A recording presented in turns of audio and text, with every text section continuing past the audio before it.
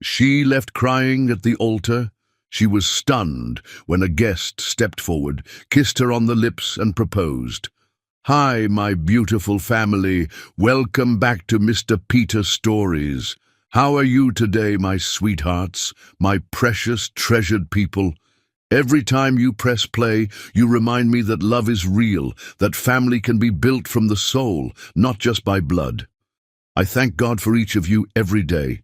You are my blessing, my joy, my reason to keep sharing these stories from the heart. Before we begin, allow me to whisper a prayer just for you. May your heart never carry sorrow too long. May your smile never fade, even on the hardest days. May love knock at your door in the quiet moments, and may your soul always feel seen, held, and protected. You are not alone, my love. You are wrapped in grace, and heaven is smiling over you. My beloved family, are you still feeling this beautiful journey with me? I ask because your presence is my light. Every comment you leave, every smile you send, it warms my heart more than words can say. But lately, I've noticed something. The likes have slowed down a little. My angels, it takes just 2 seconds to like, just 2 seconds to say, I'm here and I feel the love too. So tell me, how many of you have found a home here with us? I want to hear your beautiful stories.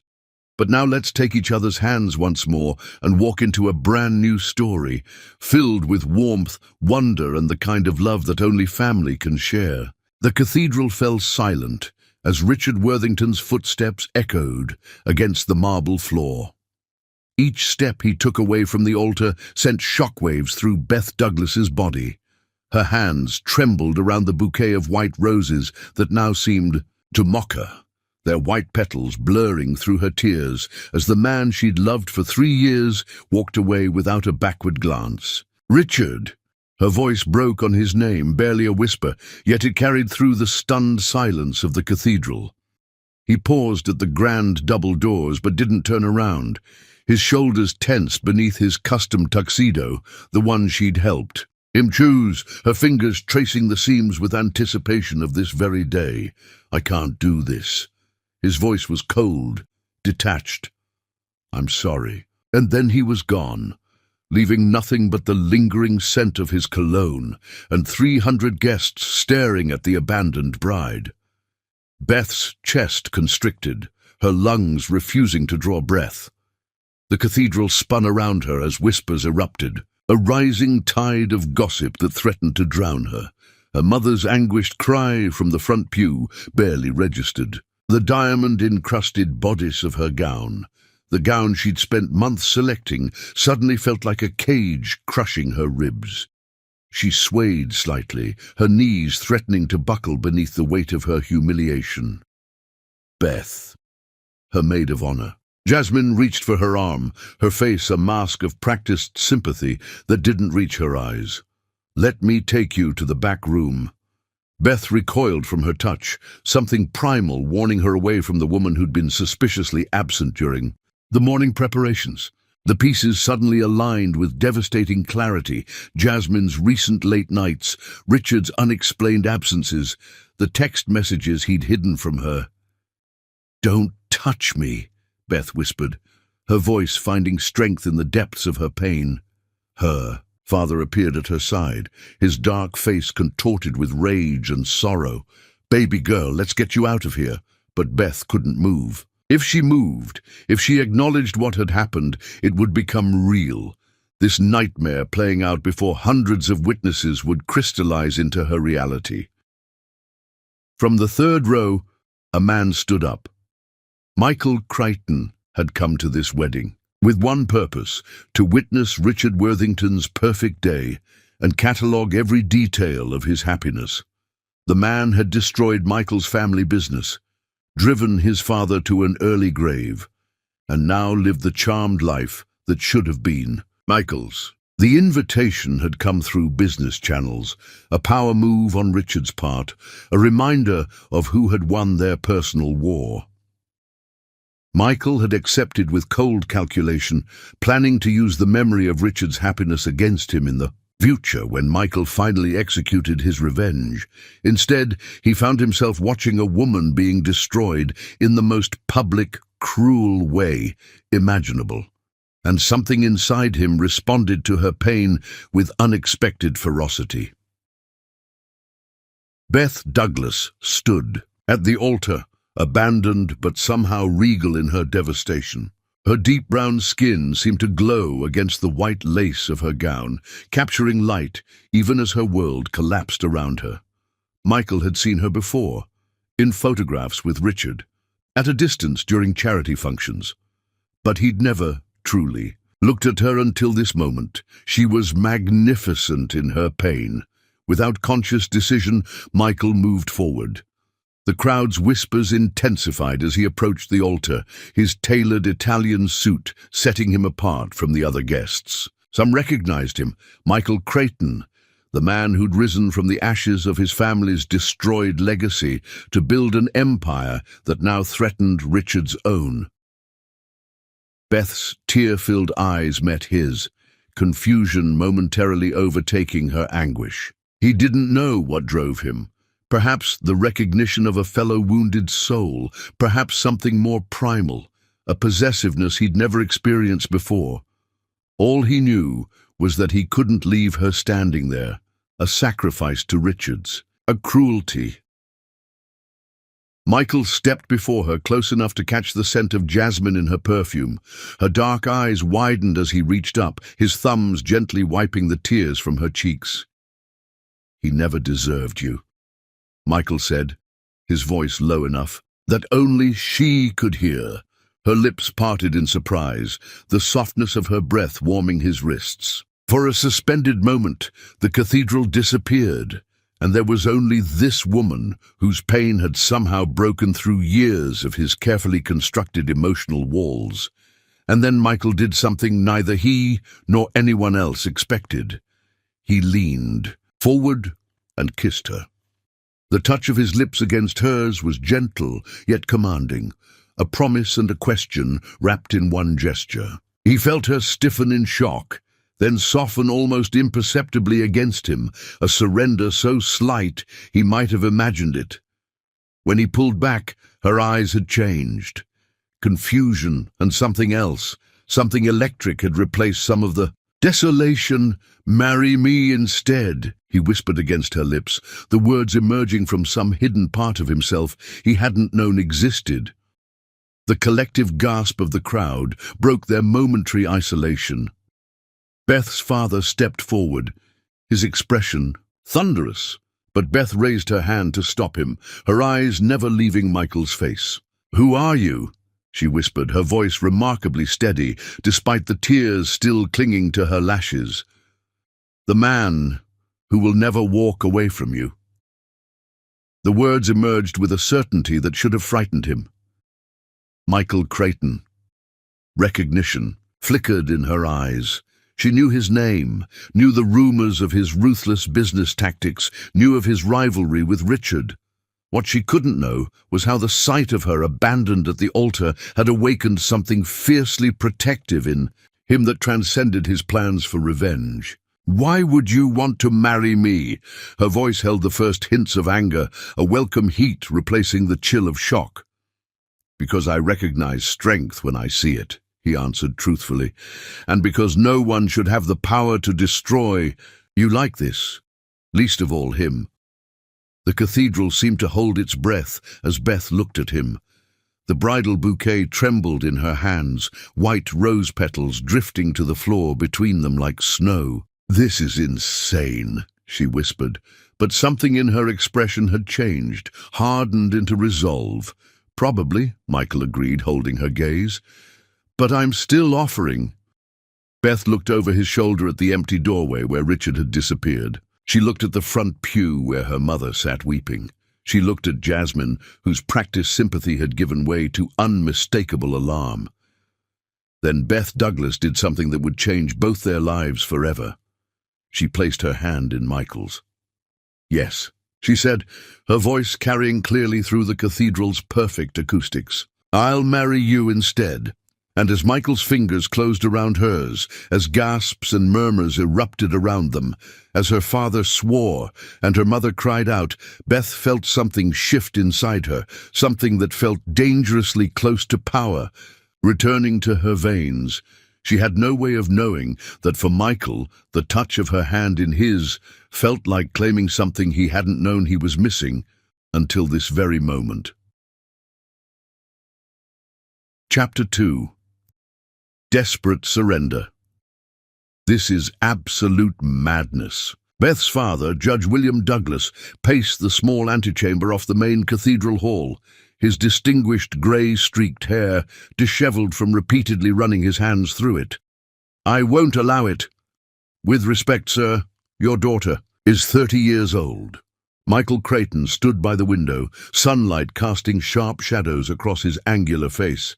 "She doesn't need your permission." Beth sat silently between them, still in her wedding gown, her mind oddly detached from the chaos surrounding her. An hour ago, she'd been abandoned at the altar by the man she'd loved for 3 years. Now, she was considering marrying a virtual stranger, a man known for his ruthless business tactics and the iciness of his demeanor, a man who had kissed her with unexpected tenderness while she stood devastated before 300 witnesses. "Beth, baby," her mother knelt before her, taking her hands. "You're in shock. You don't know what you're doing." "Actually," Beth finally spoke, her voice steadier than she felt, "I know exactly what I'm doing." She looked up at Michael, studying, improperly for the first time. Tall, with the lean, muscular build of a man who kept himself in rigorous physical condition. Dark hair cut expensively short, just beginning to grey at the temples, despite him being only in his late 30s.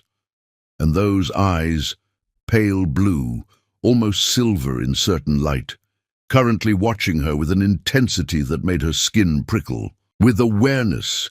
"Why are you doing this?" she asked him directly. Michael's gaze didn't waver. "I have my reasons." "Which are?" A corner of his mouth lifted in what might have been amusement.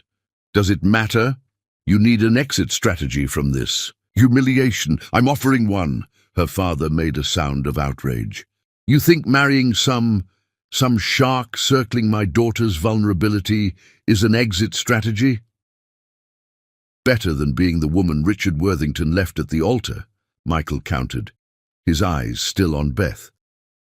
"By tonight, everyone in Atlanta will be talking about how Beth Douglas chose the better man in the most dramatic way possible. The narrative changes from abandonment to empowerment." Beth stood up, the heavy silk of her gown rustling with the movement. "May I speak with Mr. Creighton? Alone, please." "Absolutely not," her father started, but her mother laid a restraining hand on his arm. "5 minutes," Marie Douglas said, her eyes conveying a silent message to her daughter. "Be careful." When the door closed behind her parents, Beth turned to face Michael fully. "What do you really want from me?" Michael moved closer, close enough that she could smell his cologne. Something expensive and subtle, with notes of cedar and amber. Companionship. A socially advantageous marriage. The envy of Atlanta society. His voice dropped lower. "And the look on Richard Worthington's face when he discovers that the woman he discarded is now mine." The raw possessiveness in that last statement sent an unexpected shiver down Beth's spine.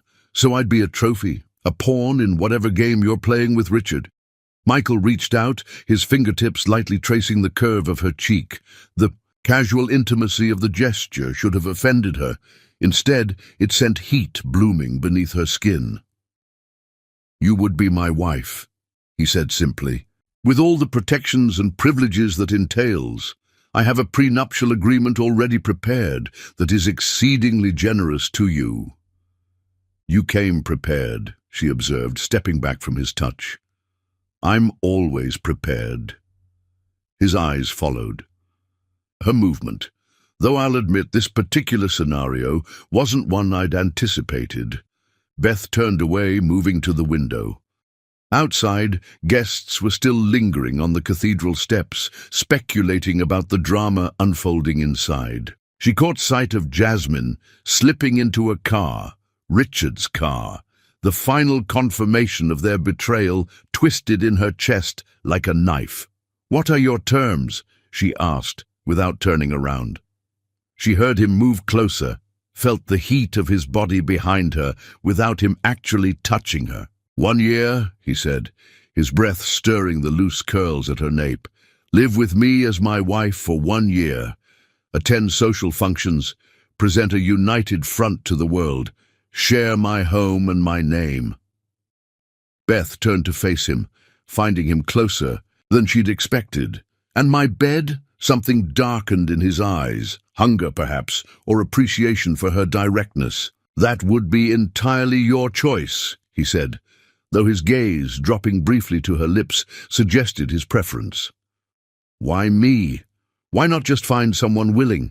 There must be dozens of women who would jump at the chance to marry Michael Creighton." His smile was sharp, almost predatory. "Hundreds, but none of them would infuriate Richard Worthington like you will." The honesty of his answer should have repelled her. Instead, something dark and wounded inside her responded to the promise of revenge. "So, we'd be using each other. A mutually beneficial arrangement," he corrected. "You avoid becoming an object of pity. I gain a beautiful, intelligent wife from one of Atlanta's most respected families, and we both get to watch Richard suffer." Beth studied him, this man who had offered her escape from public humiliation. There was cruelty in him, she could see that clearly, but also something else, something that had compelled him to step forward when she was at her most vulnerable. "I have conditions," she said. His eyebrow arched with interest. "Name them." "I maintain my career. I'm not giving up my position at the Douglas Foundation." He nodded. "Agreed. Separate bedrooms until I decide otherwise." Another nod. Slower this time. "As I said, your choice entirely. And I want the truth," she finished. "Not now, necessarily, but someday I want to know the real reason you're doing this." Something flashed in his eyes. Surprise, respect, perhaps both. "Agreed," he said, extending his hand. "Do we have a deal, Ms. Douglas?" Beth looked at his offered hand, then back at the closed door behind which her parents waited, concerned and confused. Beyond that door was a cathedral filled with witnesses to her humiliation, a city ready to turn her abandonment into gossip, and somewhere out there, Richard and Jasmine celebrating their victory over her. She placed her hand in Michael's, feeling the heat and strength of his fingers as they closed around hers. "It's still Mrs. Worthington legally," she said. "The marriage license was already filed last week." Michael's eyes darkened with something dangerous. "We'll fix that immediately. I have a judge who owes me a favor. He can perform the ceremony today, now, if you wish." The speed of it all should have frightened her. Instead, Beth felt carried along by a current too powerful to resist, or perhaps she simply no longer had the will to fight. "What about all these guests?" she asked. "Let them stay," Michael said, his voice hardening. "Let them witness you choosing a better man. Let them carry that story back to Richard." The darkness of his proposal called to the wounded, angry part of her soul that wanted to hurt Richard as badly as he'd hurt her. "Yes," she said simply. Michael's hand tightened around hers. "Yes to the wedding, or yes to all of it?" Beth looked up at him, at this beautiful, dangerous man who had appeared at the moment of her greatest humiliation to offer salvation wrapped in revenge. "Yes to all of it," she whispered. "Make me your wife, Michael Creighton." Something flashed. In his eyes, triumph, possession, and perhaps something deeper he himself didn't recognize. He brought her hand to his lips, pressing a kiss to her knuckles with a gentleness that contrasted with the intensity of his gaze. "Then let's not keep our audience waiting," he said. An hour later, standing before the same altar where she'd been abandoned, Beth Douglas became Beth Creighton. She wore the same gown, held the same bouquet of now wilting white roses, but as she spoke her vows to a man she barely knew as his ring slid onto her finger, replacing the one Richard had given her, Beth felt something harden inside her, a protective shell forming around her heart. When Michael sealed their vows with a kiss, his lips were possessive against hers, one hand curving around her waist to draw her against him. The kiss deepened unexpectedly, his tongue tracing the seam of her lips in a silent demand. She found herself answering without thought. Heat bloomed between them, surprising in its intensity. When they parted, his eyes had darkened to stormy blue, and Beth felt the first fluttering of something beyond gratitude and revenge, something dangerously close to desire. "Mine now," he whispered against her lips, too low for anyone else to hear. The possessiveness of his words should have offended her. Instead, they sent a shiver of anticipation down her spine. As Michael led her back down the aisle, past shocked faces and whispered speculations, past her weeping mother and grim-faced father, Beth felt strangely liberated in her desperation. She had surrendered to this man and his agenda, but in that surrender she had reclaimed some measure of power. She was no longer the woman Richard Worthington had abandoned. She was the woman Michael Creighton had claimed. Chapter 3. Consuming flames. Michael's oceanfront mansion loomed against the darkening sky, a modern fortress of glass and steel perched on a cliff overlooking the Atlantic. Beth stared through the car window as the security gates swung open, automatically recognizing Michael's vehicle. 3 stories of architectural perfection rose before her, walls of glass reflecting the sunset in shades of crimson and gold. "Welcome home," Michael said, his voice a low rumble in the intimate confines of his Bentley. Home. The word sounded foreign to her ears. Just that morning, she'd imagined beginning her married life in Richard's penthouse, waking up beside the man she thought loved her. Now, as darkness fell, she was entering the home of a virtual stranger wearing a wedding band he'd somehow produced within hours. The car stopped at the front entrance, where a distinguished older man in a crisp suit stood waiting. "That's Harrison," Michael explained. "He manages the household." Harrison opened Beth's door with formal precision. "Welcome, Mrs. Creighton. The staff is assembled to greet you." "Mrs. Creighton." Beth felt a strange disconnection hearing the name spoken aloud.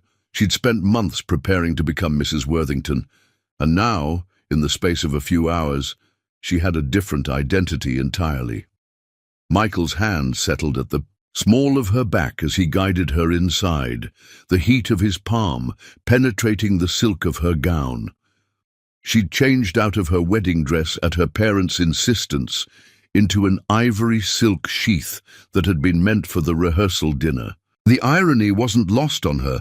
Inside, a line of staff stood in the soaring entrance hall, a chef, housekeepers, a gardener, a personal assistant, all watching her with barely concealed curiosity, the bride who wasn't supposed to be theirs. "I didn't anticipate bringing home a wife today," Michael told her quietly as they moved through introductions. "They're as surprised as you are."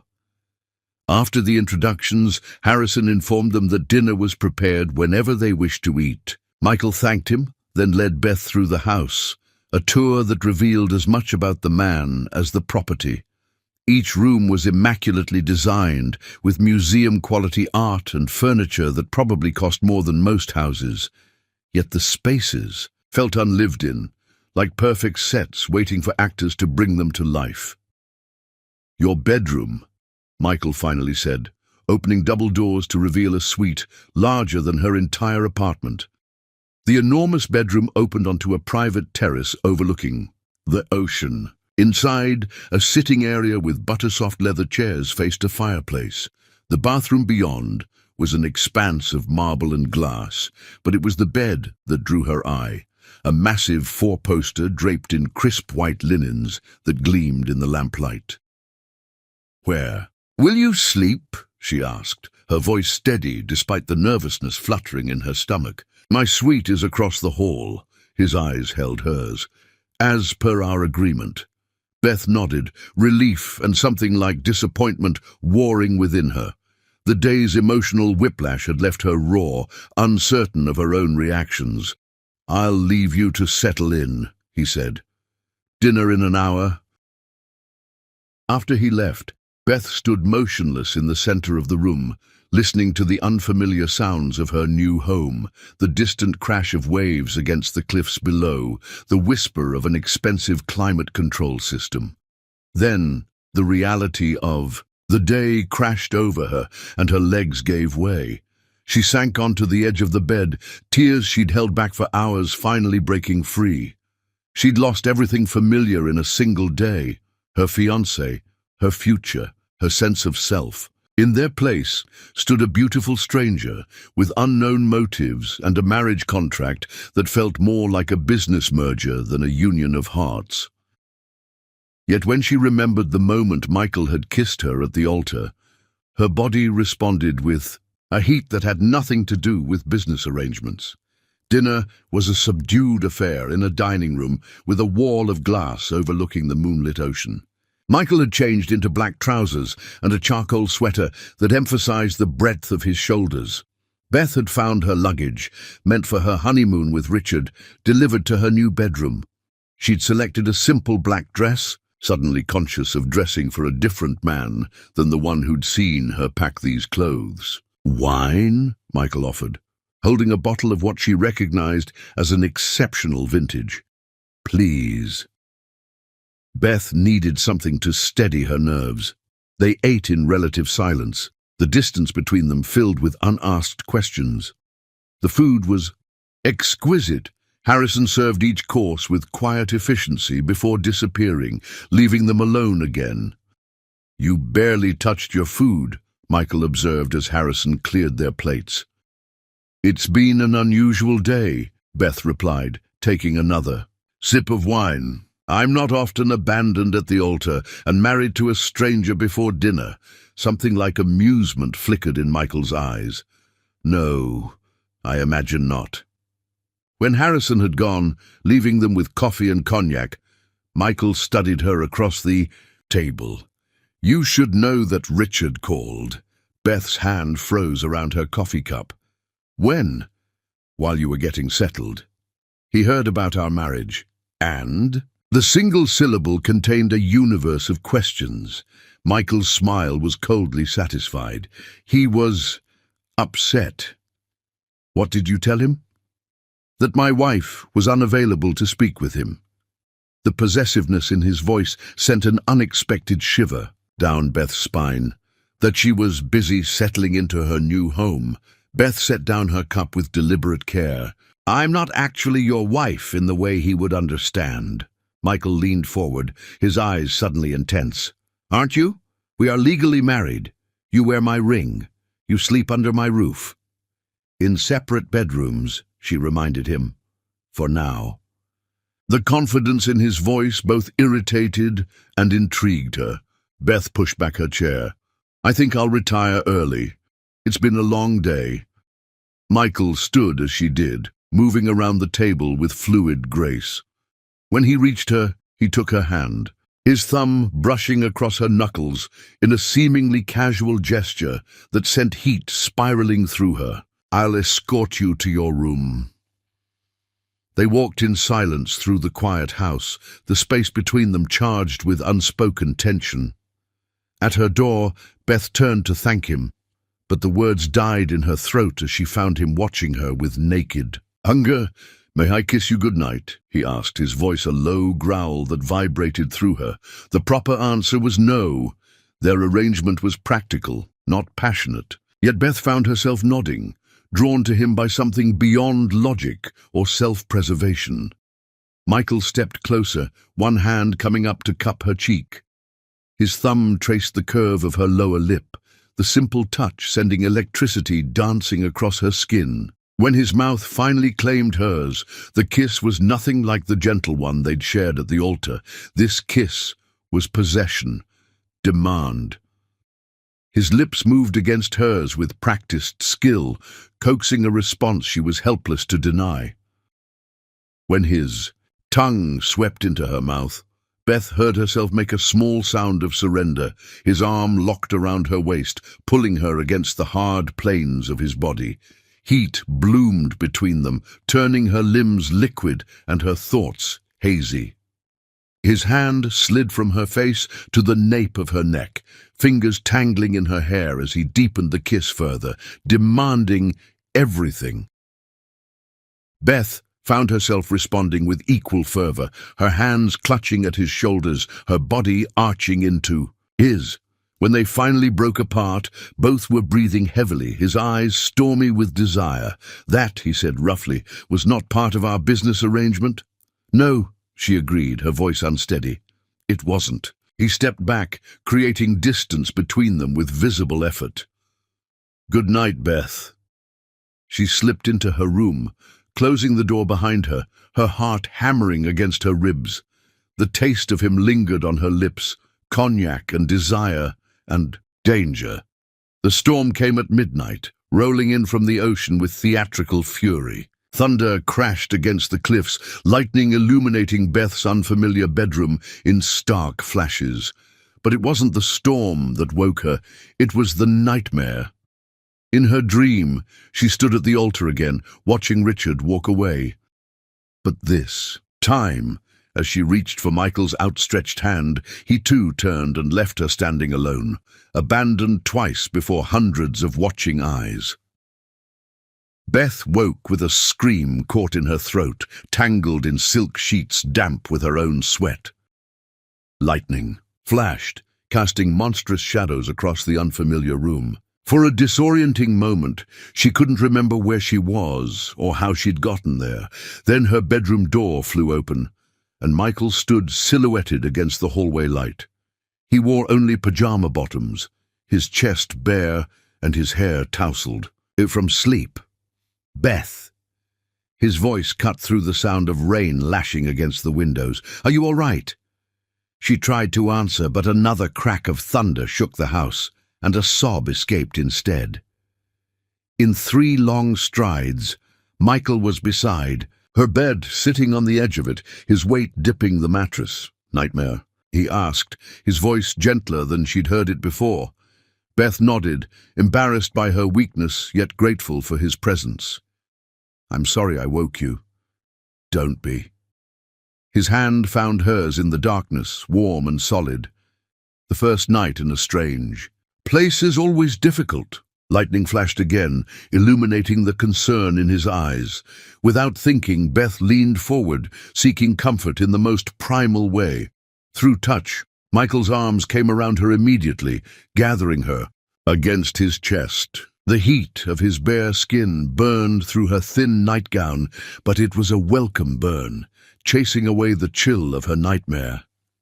"He left me," she whispered against his shoulder, finally voicing the humiliation that had driven her into Michael's arms. In front of everyone, without explanation, Michael's arms tightened around her. "His loss," he murmured into her hair.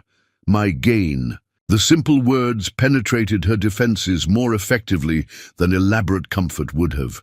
Beth pulled back slightly, looking up at him in the flicker of lightning.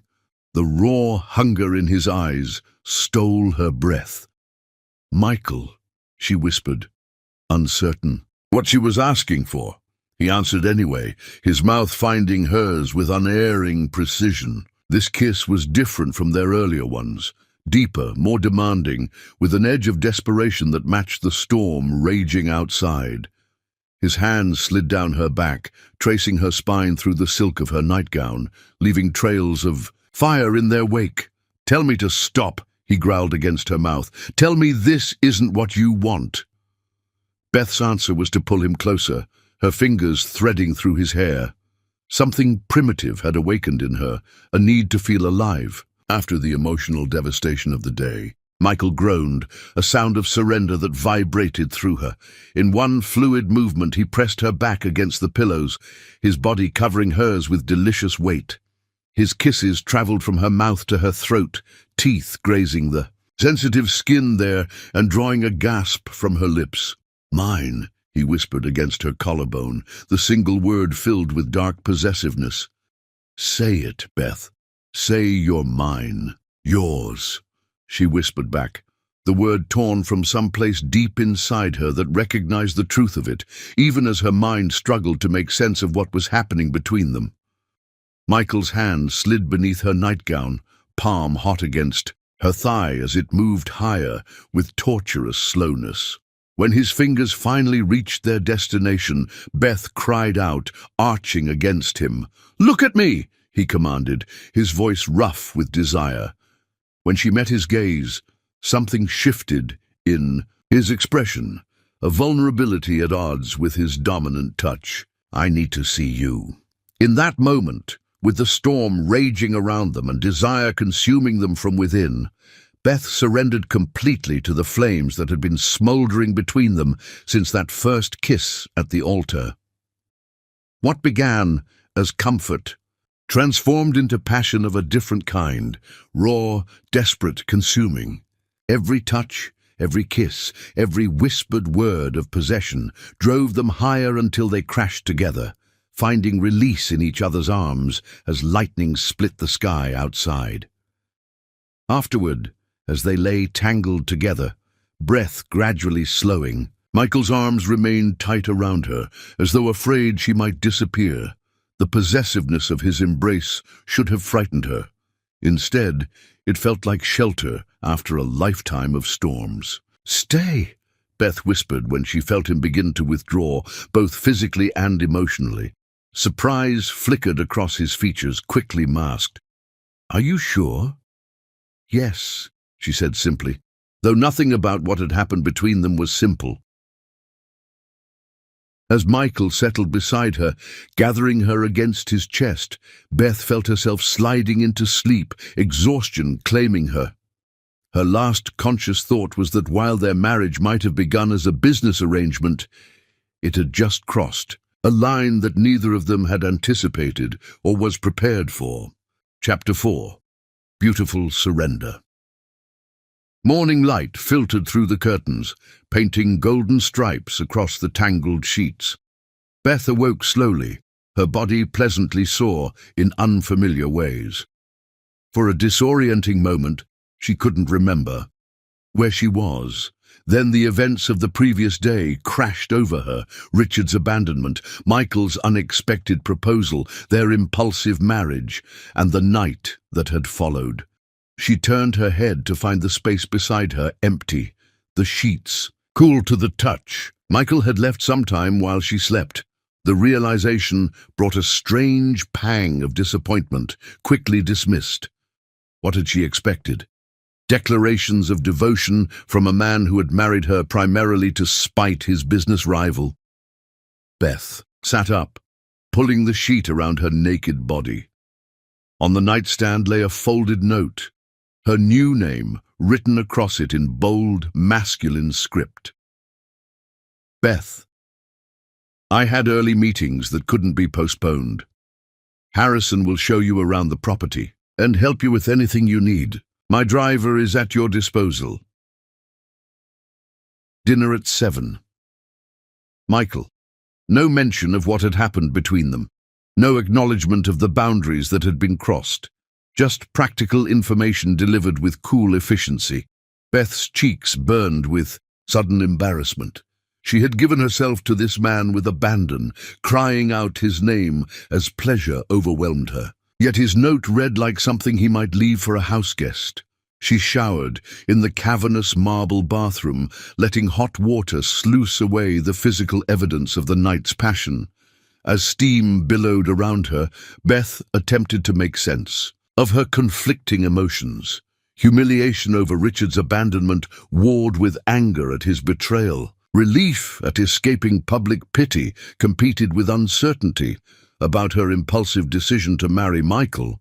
And beneath it all ran a current of uncomfortable arousal at the memory of Michael's hands on her body, his mouth claiming hers with possessive hunger After dressing in casual clothing from her honeymoon luggage, Beth ventured downstairs. Harrison appeared immediately, as though he'd been waiting for her. "Good morning, Mrs. Creighton. Would you care for breakfast on the terrace? The weather is quite pleasant this morning." "That would be lovely, thank you." Beth followed him through the house, noticing details she'd missed in the emotional turmoil of the previous evening. The museum-quality art, the subtle evidence of wealth in every perfect detail. The terrace overlooked the ocean, waves glittering in the morning sunlight. A table had been set with fine china and crystal, fresh flowers arranged in a simple ceramic vase. "Mr. Creighton mentioned you prefer fruit and yogurt in the mornings," Harrison said as he pulled out her chair. "But the chef can prepare anything." "You wish?" Beth frowned slightly. "How would Michael know my breakfast preferences?" Harrison's expression remained professionally neutral. "I couldn't say, madam." As she ate, Beth contemplated the strangeness of her situation. She had married a man who apparently knew details about her that she hadn't shared, yet she knew almost nothing about him beyond his reputation in business circles. After breakfast, Harrison gave her a tour of the property. 12 acres of manicured grounds leading to a private beach, a pool complex that rivaled luxury resorts, gardens designed by a famous landscape architect. The mansion itself contained amenities Beth had only seen in magazines: a home theater, gym, wine cellar, library with floor-to-ceiling shelves of leather-bound volumes. "And this," Harrison said, opening a door on the ground floor, "is Mr. Creighton's office. He asked that I show you in case you need to use the facilities." The space was large but surprisingly warm, with rich wood paneling and comfortable leather furniture. A massive desk overlooked the ocean through wall-to-wall windows. Bookshelves lined one wall, while another displayed framed photographs, the only personal touches Beth had seen in the entire house. She moved closer, drawn by curiosity about the man she had married. Most photos showed Michael in professional settings, accepting awards, shaking hands with recognizable business leaders and politicians. But one frame held a faded photograph of a dark-haired woman holding a young boy, perhaps 5 or 6 years old. The resemblance was unmistakable. The woman was Michael's mother, and the serious-eyed child was Michael himself. Beth's fingers hovered over the photograph, not quite touching the glass. "That was taken at their lake house in Maine," Harrison said quietly, his voice startling her. She hadn't heard him enter. "Before she fell ill." Beth turned to find the butler watching her with an unreadable expression. For a moment she glimpsed something beyond his professional mask, a protective fondness for Michael that suggested their relationship transcended employer and employee. "You've known him a long time," she observed. Harrison straightened almost imperceptibly. "Since he was 12, madam. I served his father's household first." His tone shifted subtly, closing the brief window of personal revelation. "Will you be requiring anything else this afternoon?" The deliberate change of subject told Beth more than words could about painful history best left undisturbed, at least by anyone but Michael himself. The evasion spoke volumes. Beth turned back to the photographs, noticing now what was missing. Any sign of family beyond that single childhood photo.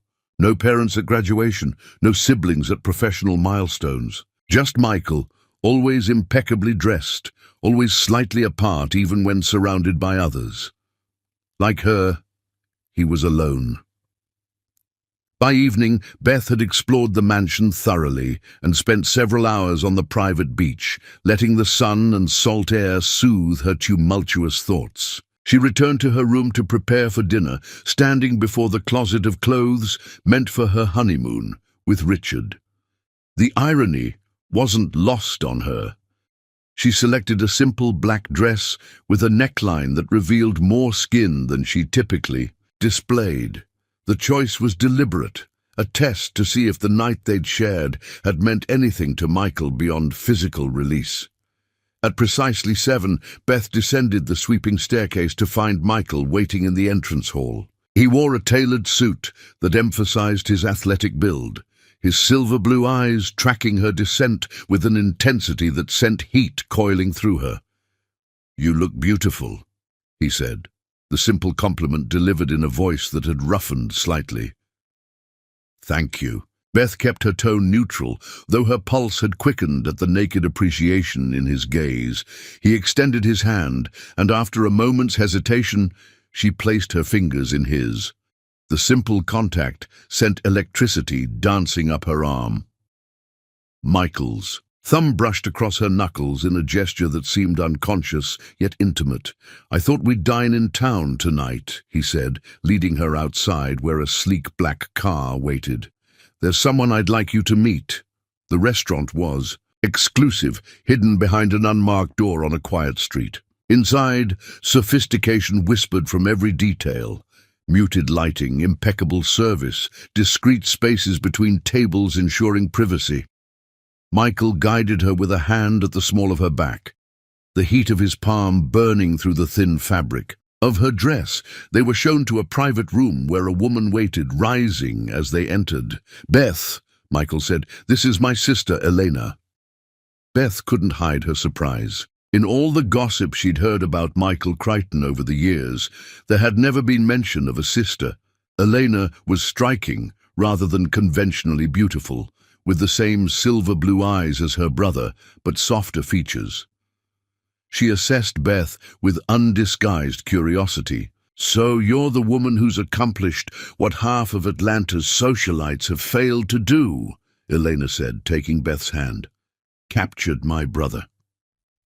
"It's not quite," Beth began, but Michael interrupted smoothly. "A whirlwind romance," he said, his hand settling possessively at Beth's waist. "When you know, you know."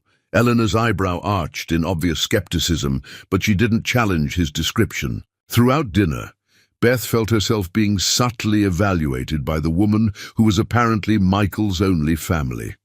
Eleanor asked pointed questions about Beth's work at the Douglas Foundation, her education, her family, all delivered with razor-sharp intelligence beneath a veneer of social pleasantry.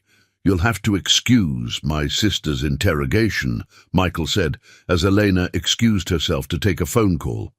"She's protective." "I don't mind," Beth replied truthfully. "It's actually reassuring to know you have someone who cares about you." Something flickered in Michael's eyes, vulnerability quickly masked. "Elena and I only had each other growing up. Our father was absent in the ways that mattered. It was the first personal information he had volunteered, and Beth recognized the significance of it.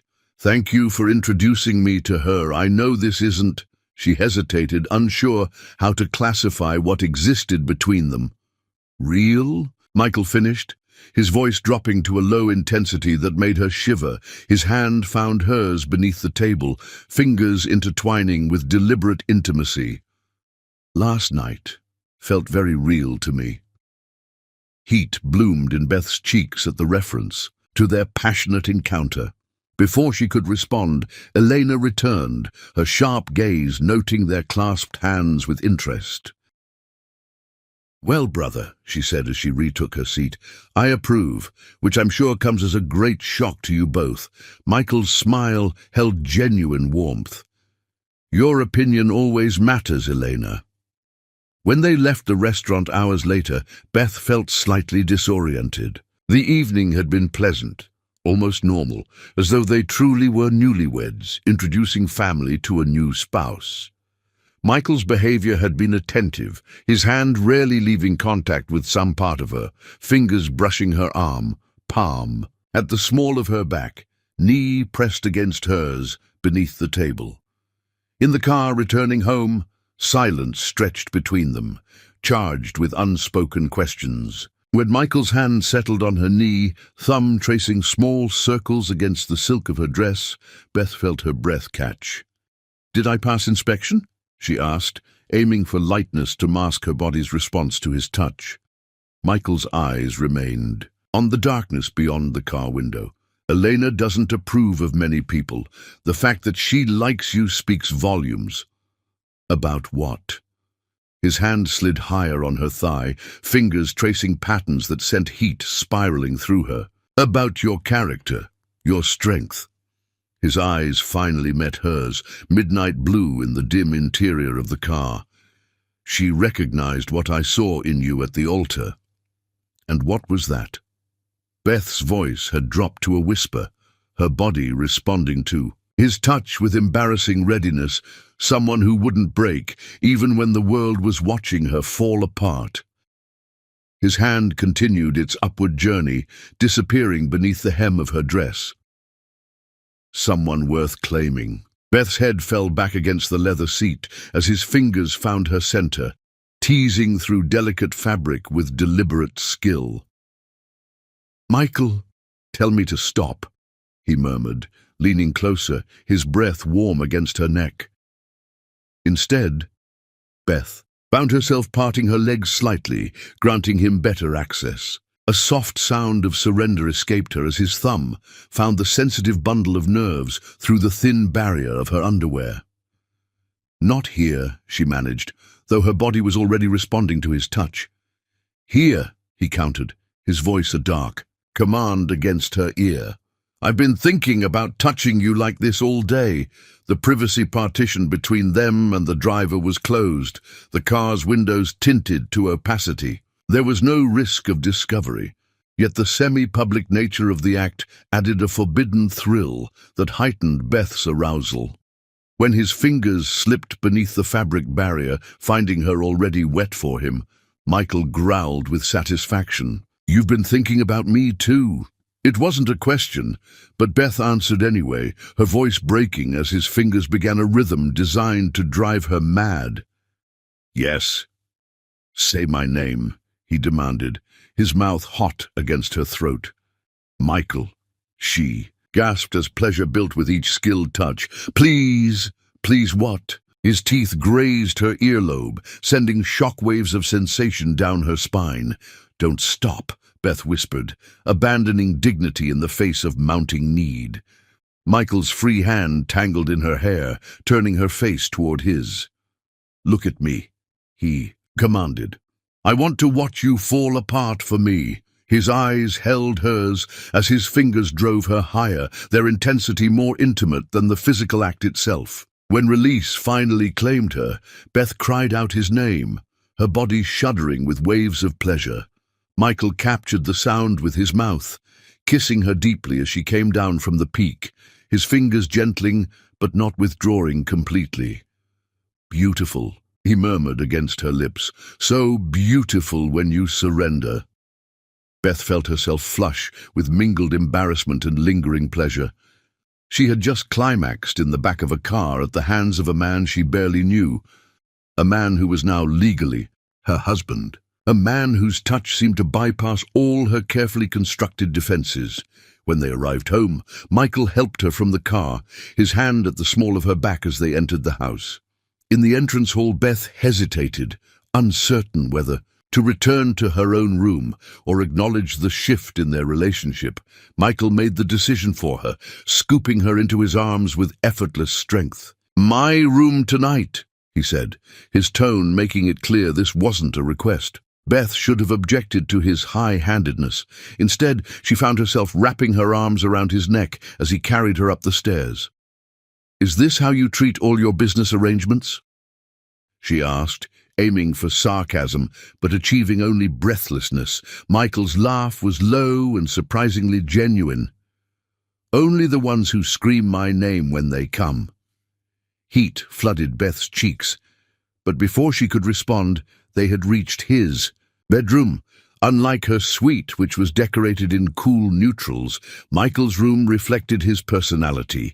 Deep blues, rich woods, masculine without being austere. The centerpiece was an enormous bed with navy linens that looked sinfully inviting. He set her on her feet beside it, his hands moving to the zipper of her dress. "I've been wanting to take this off you all evening," he admitted, slowly drawing the zipper down her back, "though I appreciate the view it provided." The dress slipped from her shoulders, pooling at her feet in a whisper of expensive fabric. Michael stepped back, his eyes darkening as they traveled over her body, clad now only in black lace underwear. "Perfect," he murmured, and there was something in his voice, reverence mingled with hunger, that made Beth feel truly beautiful for the first time in her life. She reached for him, fingers working at his tie, then the buttons of his shirt. "Your turn." Michael allowed her to undress him, standing perfectly still as she revealed his body inch by inch. When her hands reached his belt, he caught her wrists, his eyes burning into hers. "Are you sure about this? There's no going back if we continue." The question surprised her, revealing a consideration she hadn't expected from him. "I think we crossed that line last night," she said softly. "Last night was comfort in the storm," Michael replied, his thumbs tracing circles on the sensitive skin of her inner wrists. Tonight would be a choice. Beth studied him in the lamplight, this complex, dangerous man who had appeared at the moment of her greatest humiliation to offer salvation wrapped in revenge. A man whose touch set her body on fire. A man who remained largely a mystery too. "Yes," she said simply. "I'm sure." Something shifted in Michael's expression, triumph perhaps, or relief. He released her wrists, allowing her to finish undressing him. When they were both naked, he lifted her onto the bed with gentle strength, following her down, his body covering hers.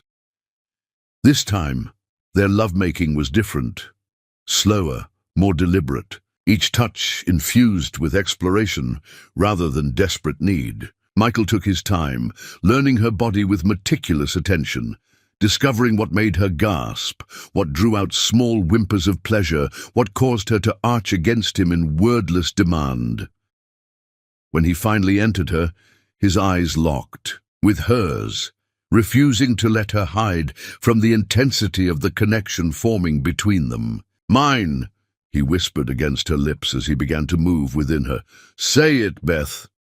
"Yours," she answered, the word torn from some place deep inside her that recognized its truth, even as her mind struggled to make sense of what was happening. Between them, their bodies moved together with increasing urgency, finding a rhythm that drove them both toward the edge. When release came, it crashed over them simultaneously, Michael's name on Beth's lips as she shattered around him. Afterward, as their breathing slowed and heartbeats gradually returned to normal, Michael gathered her against his chest, his arms tight around her as though afraid she might slip away. The possessiveness of his embrace should have frightened her. Instead, it felt like something she'd been searching for without knowing it. Safety, belonging, home.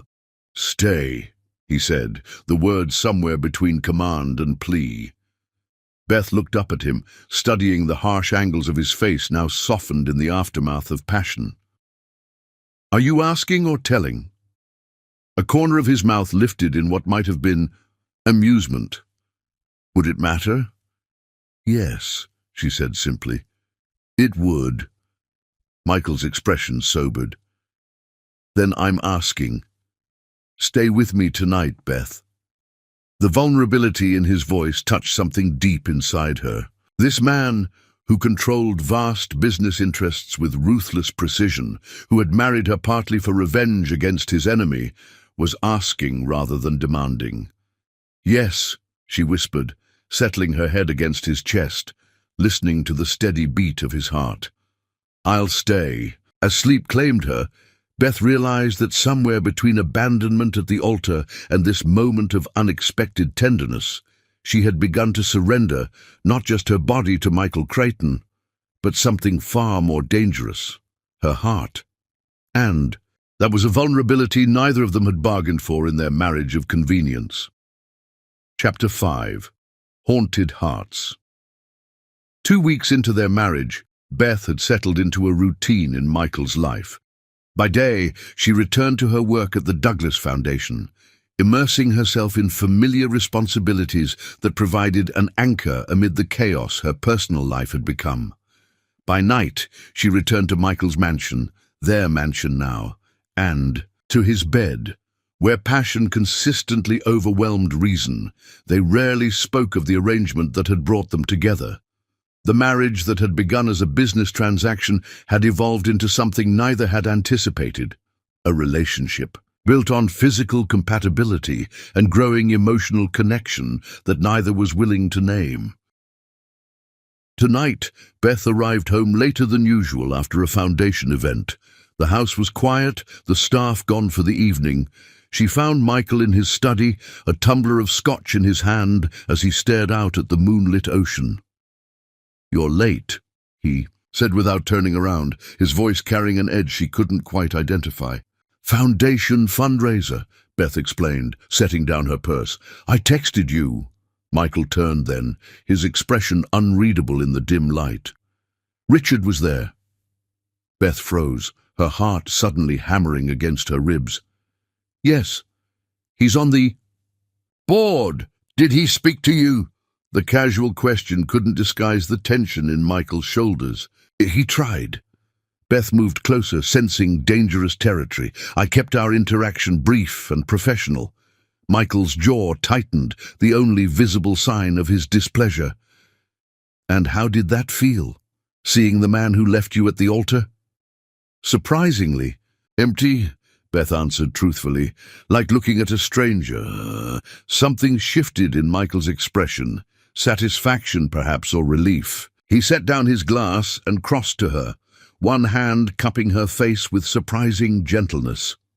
"Good," he murmured, before claiming her mouth in a kiss that quickly turned demanding. Later, tangled in the sheets of their bed, Beth studied Michael's face in the moonlight filtering through the windows. In sleep, the hard edges of his expression softened, revealing glimpses of the boy he must have been before life hardened him. She was beginning to piece together fragments of his past, details, gleaned from Elena, from Harrison's occasional slips, from Michael's own rare moments of openness. His mother's early death, his father's emotional and often physical absence, the family business lost through what Elena had cryptically called betrayal. As if sensing her scrutiny, Michael stirred, his face suddenly contorting in distress. "No," he murmured, still caught in whatever dream held him. "Don't go, please." Beth placed a gentle hand on his chest. "Michael, wake up." His eyes flew open, disoriented and vulnerable in a way she'd never seen. For a heartbeat, he stared at her without recognition. Then awareness returned, along with his carefully constructed walls. "You were dreaming," Beth said softly. Michael sat up, running a hand through his disheveled hair. "Did I say anything?" The defensive note in his voice made Beth choose her words carefully. "You asked someone not to go." Something raw and painful flashed across his face before he could mask it. He threw back the covers and strode naked to the window, his body silhouetted against the moonlight. "Michael," Beth said gently, "talk to me. There's nothing to talk about." His voice had the practiced neutrality she'd come to recognize as his defense against vulnerability. Beth slipped from the bed, wrapping the sheet around her as she approached him. "I think there is." For a long moment, he remained silent, staring out at the darkness beyond the glass. When he finally spoke, his voice carried an undercurrent of old pain. Michael's hands gripped the window frame, knuckles white with tension. When he finally spoke, each word seemed physically painful to release. "My mother," he faltered, the vulnerability in his voice so unlike his usual controlled demeanor that Beth felt her heart constrict. "She fought cancer for 2 years before she died. I was 7, watching her fade day by day, listening to her promise she'd never leave me. Even as she slipped away, his shoulders trembled almost imperceptibly beneath Beth's touch. She remained silent, instinctively understanding that interrupting might cause him to rebuild his walls. My father couldn't bear it. He remained physically present, but emotionally vanished. The company became his refuge, then alcohol when the company failed. Michael's reflection in the glass showed a glimpse of the abandoned child he'd once been. By 15, I was essentially alone. By 17, he turned to face her, his eyes containing a raw pain he'd likely never shown another soul. I found him. In his study, the gun still in his hand. He left a note apologizing to his business partners, but not a word for me. Not one word. The stark confession hung between them. Beth's arms slipped around his waist, her cheek pressing against his. Back. She felt the shudder that ran through him at her touch. "I'm sorry," she whispered, inadequate words for such profound loss. "I don't want your pity," Michael said, though he made no move to pull away from her embrace. "It's not pity to care about. Someone's pain." The simple statement seemed to catch him off guard. He turned in her arms, studying her face with an intensity that made her breath catch. "Is that what you do, Beth? Care about my pain?" The question carried layers of meaning, probing at the undefined boundaries of their relationship. Beth met his gaze steadily. "Yes," she answered simply, "I do." Something shifted in Michael's expression. Vulnerability giving way to a hunger that had nothing to do with physical desire and everything to do with emotional starvation. His kiss, when it came, was different from the ones they'd shared before. Deeper, more desperate, as though he was trying to consume not just her body, but her very essence. Beth responded with equal fervor, understanding instinctively that he needed this connection, this proof that she wouldn't disappear like everyone else he'd loved. Their lovemaking that night transcended the physical. Each touch, each whispered word carried emotional weight neither had been prepared to acknowledge before. When release finally claimed them, Michael buried his face against her neck, his body shuddering not just with pleasure, but with the aftershocks of emotional barriers. "Breaking Beth," he whispered against her skin, her name a confession and a prayer. As dawn painted the sky in delicate pastels, they lay facing each other, physically and emotionally naked in a way they hadn't been before. Michael traced the curve of her cheek with gentle fingers. "You know why I was at your wedding," he said quietly, "but I never told you why." Beth remained silent, waiting for him to continue. "Richard Worthington's father was my father's business partner. They built Creighton Worthington Financial together." His jaw tightened. "Then Thomas Worthington orchestrated a hostile takeover, pushing my father out of the company they'd created. The scandal, the financial ruin, it broke him." Understanding dawned. "So your interest in me began as part of my revenge against Richard," Michael admitted, his eyes holding hers. "I wanted to take something precious from him, the way his father took everything from mine."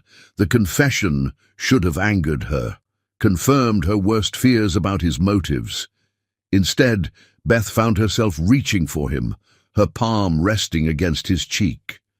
"And now?" she asked, the question laden with significance. Michael turned his face to press a kiss against her palm. "Now I find myself in the unexpected position of caring more about you than about revenge."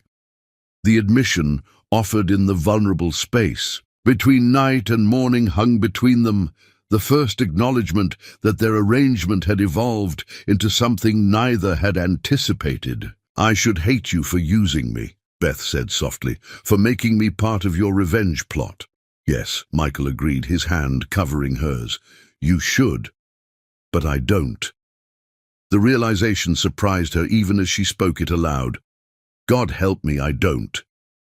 Morning light spilled across the bed as Michael gathered her closer, his arms tightening around her as though afraid she might vanish if he loosened his grip. "Stay with me," he whispered against her hair. Beth closed her eyes, knowing he wasn't just asking her to remain in his bed for the morning. He was asking for something more profound, a commitment that went beyond their original arrangement. "I'm here," she answered simply, feeling him exhale against her, tension leaving his body at her words. As they drifted back to sleep in the growing light of a new day, Beth realized that the haunted hearts that had brought them together in desperation were now binding them together in something dangerously close to love. Chapter 6. Possession. 1 month into their marriage, Beth stood before the full-length mirror in their bedroom, studying her reflection with critical eyes. The emerald gown she'd chosen for tonight's charity gala hugged her curves before flaring dramatically at the knee. Her hair was swept into an elegant updo, diamonds glittering at her throat and ears, wedding gifts from Michael that had appeared without ceremony the week after their impulsive marriage. "You're staring at yourself as though looking for flaws," Michael observed from the doorway. "You won't find any." Beth turned to face him, her breath catching at the sight of him in a perfectly tailored tuxedo. Despite weeks of waking beside him, despite knowing every inch of his body intimately, the sheer masculine beauty of him still had the power to steal her breath. "It's not vanity," she explained. "I'm preparing myself." Michael crossed to her, his hands settling at her waist with casual possession. "For tonight will be my first public appearance since—" She didn't need to finish the sentence. "Since being abandoned at the altar. Since marrying you instead." Understanding flashed in Michael's eyes. "You're worried about facing the gossip." "I'm worried about facing Richard," she admitted. "He'll be there with Jasmine." A dangerous light kindled in Michael's gaze. "Good." "Good?" Beth frowned. "How is that good?"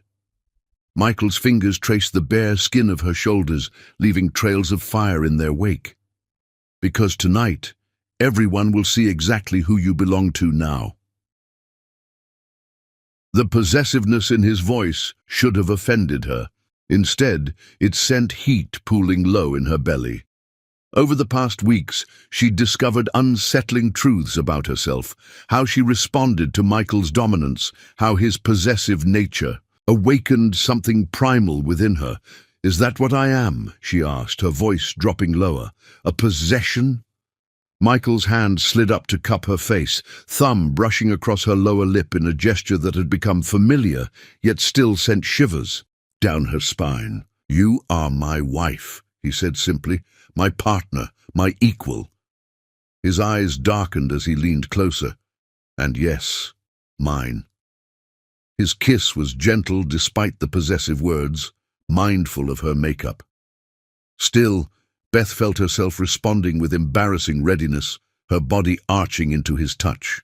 "We'll be late," she murmured against his mouth. "Let them wait," Michael growled, but he released her with obvious reluctance. "Tonight is about showing the world that Beth Creighton is a force to be reckoned with." Beth smiled at his use of her new name.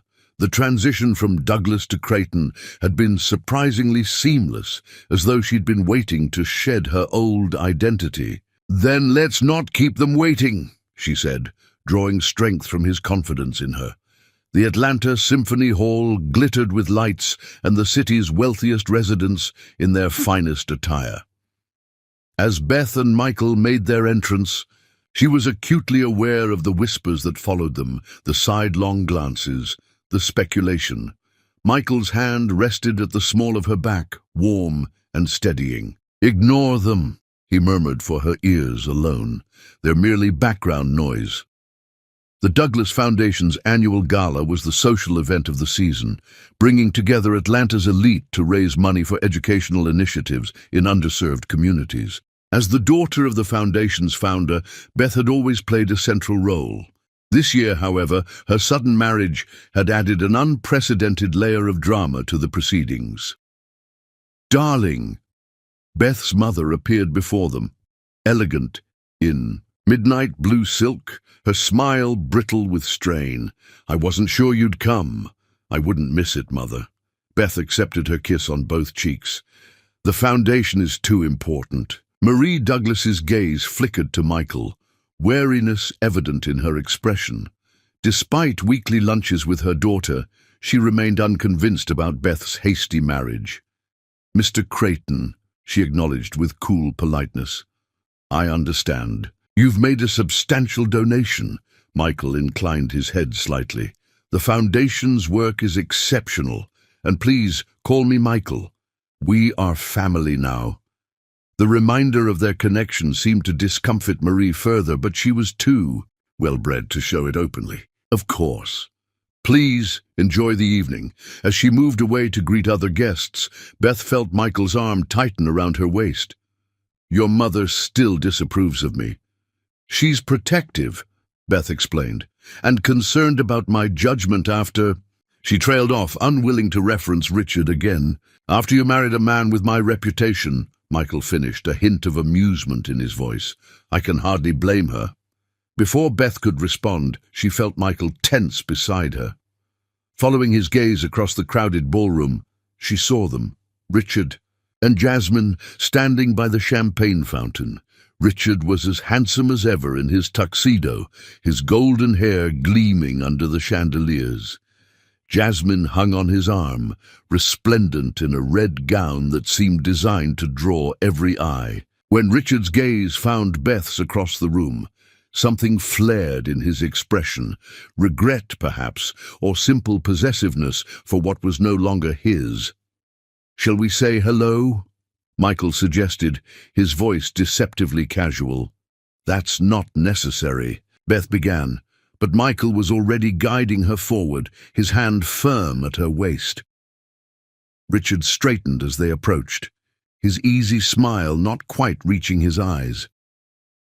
"Beth, you look radiant." "Thank you."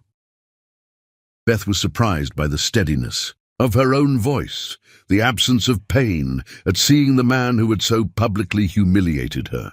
"Richard, Jasmine, you remember my husband, Michael Creighton." Jasmine's smile faltered at Beth's deliberate emphasis on husband. Richard's jaw tightened almost imperceptibly as he extended his hand to Michael. "Creighton, quite the coup you managed at my wedding." Michael's answering smile held predatory edge.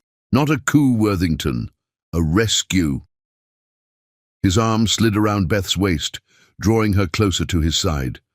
"Some men don't recognize value until they've thrown it away." The tension between them crackled, testosterone and rivalry made manifest. Beth placed a restraining hand on Michael's chest, feeling the rapid beat of his heart beneath her palm. "If you'll excuse us," she said smoothly, "we should greet the other guests." As they moved away, Beth felt Richard's eyes following them. "That was unnecessary," she murmured to Michael. "No," Michael countered, his voice low with barely suppressed emotion. "It was absolutely necessary." Before she could question him further, they were surrounded by Foundation board members, business associates, and the curious society matrons who ruled Atlanta's social scene. Throughout the evening, Michael orbited her like a planet tethered to its sun, his gravitational pull evident in every interaction. While he maintained professional decorum, the electricity between them was undeniable. A subtle touch at her elbow guiding her through conversations, his knee briefly pressing against hers during dinner, the brush of his thumb across her knuckles when passing a champagne flute. Where once she might have found such attention stifling, Beth now recognized something deeper in his watchfulness. Not ownership, but protection. Not control, but partnership. The realization unsettled her. When had his possessiveness transformed from something to resist into something that felt like belonging? It was during the dancing portion of the evening that Richard approached again, timing his move when Michael had stepped away briefly to speak with a business associate. "May I have this dance?" Richard asked, his voice carrying the practiced charm that had once made Beth's heart race. For old time's sake. Before she could frame a polite refusal, Michael appeared at her side, his expression cold. "My wife has promised all her dances to me tonight." Richard's smile turned challenging. "Surely you can spare one dance, Creighton. Beth and I have history after all." "Had," Beth corrected quietly but firmly. "We had history, Richard." Something like genuine regret flashed across Richard's handsome features. "Beth, if I could just explain—" "That won't be necessary," Michael interrupted, his voice dangerously soft. "The time for explanations was before you left her standing at the altar, not after she's become my wife." Without warning, Michael pulled Beth into his arms, his mouth claiming hers in a kiss that was pure possession. His hand splayed possessively across her lower back, holding her against the hard planes of his body as his tongue swept into her mouth with devastating skill. When he finally released her, Beth was breathless, her lips tingling, her body flushed with heat. Around them, conversation had faltered as guests watched the display with undisguised interest. Richard stood frozen, his expression a complex mixture of anger and loss. Without another word, he turned and walked away, leaving Jasmine to hurry. After him, that, Beth said once she'd regained her composure, was caveman behavior. A corner of Michael's mouth lifted in that half-smile she'd come to find so appealing. You didn't seem to mind. She hadn't, which was perhaps the most disturbing realization of all. Something primitive within her had responded to his claiming, to the public declaration of possession. "Take me home," she whispered, her voice husky with desire. "Now!" Michael's eyes darkened at her tone, at the naked want she knew was visible in her expression. Without a word, he guided her toward the exit, stopping only to make their excuses to her parents. The drive home was charged with electric tension, Michael's hand resting high on her thigh, his thumb tracing circles that sent heat spiraling through her. The moment they were inside the privacy of their home, he backed her against the wall, his mouth hot and demanding on hers. "Mine," he growled against her throat as his hands gathered the silk of her gown, drawing it up her thighs. "Say it." "Beth, yours," she gasped as his fingers found her center, already wet for him. "Only yours." Their lovemaking that night held a new intensity, possession and surrender braided together into something that transcended physical pleasure. With each thrust, each cry, each whispered endearment, Beth felt herself being marked in ways that went beyond the physical. Later, as they lay tangled together in the aftermath, Michael's fingers traced lazy patterns on her bare skin. "I meant what I said tonight," he murmured. "You belong with me now." Beth raised herself on one elbow, studying his face in the moonlight filtering through the windows. "Possession goes both ways, Michael." She placed her palm over his heart, feeling its strong, steady beat beneath her hand. "If I'm yours, then you're mine as well." Something vulnerable flashed in his eyes before he pulled her down for a kiss that was surprisingly tender. "Yes," he admitted against her lips. "God help me, I am entirely yours." The confession, offered in the intimate darkness of their bedroom, settled into Beth's heart like a key turning in a lock. What had begun as a marriage of convenience, as revenge against a mutual enemy, had evolved into something neither of them had anticipated, something dangerously close to love. Chapter 7. Betrayal's Shadow. Beth's executive assistant knocked softly before entering her office at the Douglas Foundation. "Mrs. Creighton, this was hand-delivered a few minutes ago. The messenger insisted it was urgent." She placed a thick manila envelope on Beth's desk, concern evident in her expression. He seemed unusual. "I asked for identification, but he claimed it was a confidential legal matter." Beth frowned. "Thank you, Sarah. It's probably just documents from Michael's attorney." Alone again, Beth examined the envelope. No return address, no courier service logo, just her name printed in a generic font. Something about it raised the fine hairs on her neck, an instinctive warning that whatever it contained wasn't routine legal paperwork.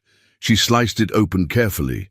As she tilted the envelope, photographs slid across her polished desk like playing cards dealt by a malicious hand. Beth's breath caught as her brain processed what her eyes were seeing, herself, going about her daily life in the weeks before her wedding to Richard, leaving her apartment, shopping, meeting friends for lunch, working late at the foundation, and in the background of several images, a familiar figure, Michael, watching her from a distance, his expression unreadable. The timestamps showed dates going back months before her wedding day. With trembling hands, Beth shuffled through the photos, her stomach twisting with each new revelation. Michael at a cafe across from her favorite lunch spot. Michael in a car parked outside her apartment building.